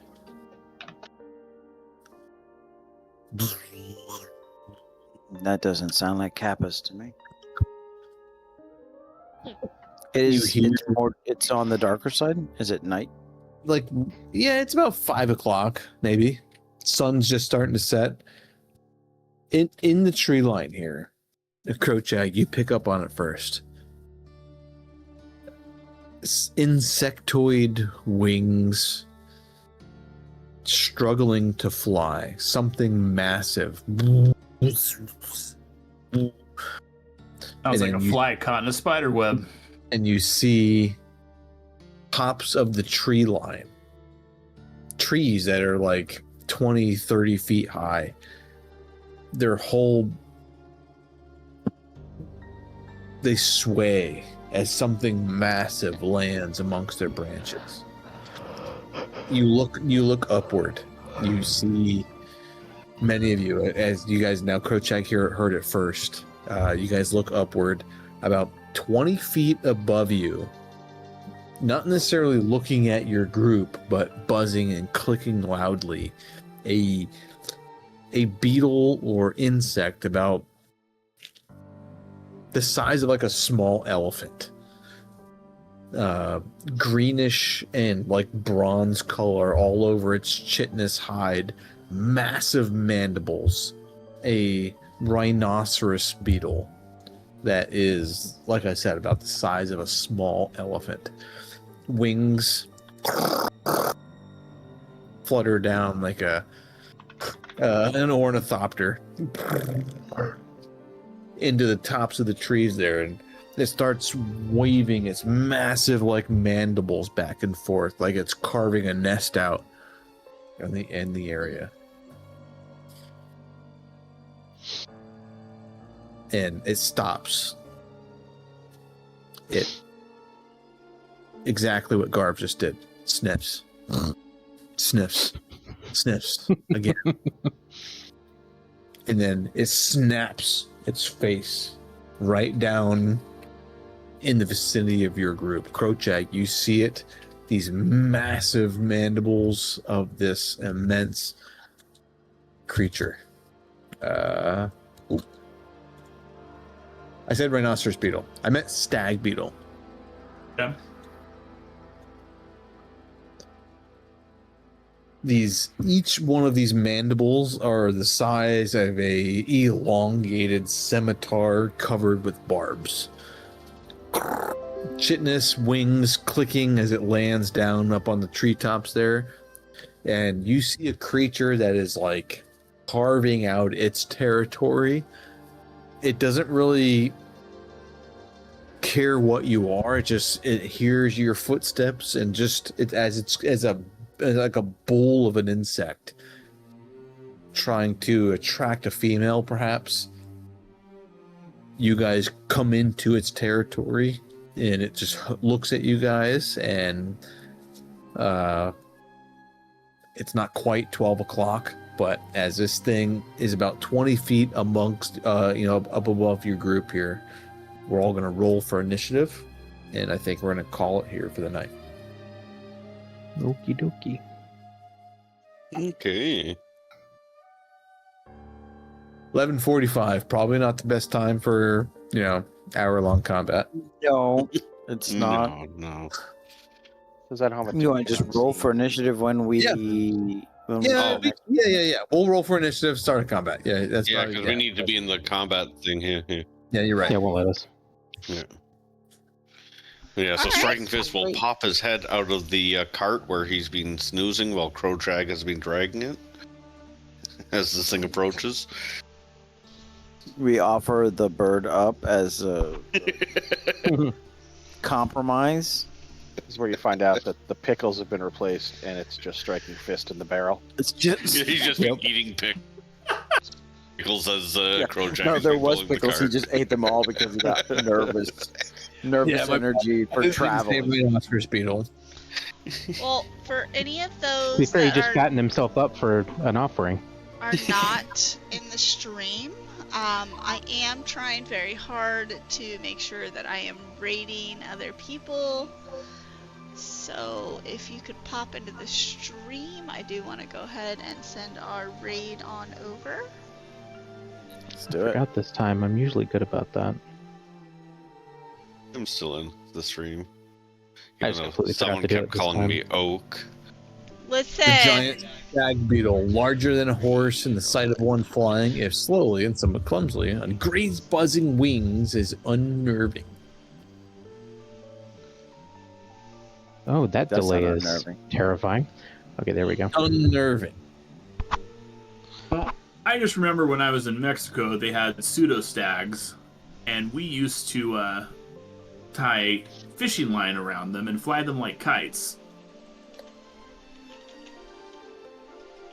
Is everyone in? Yep.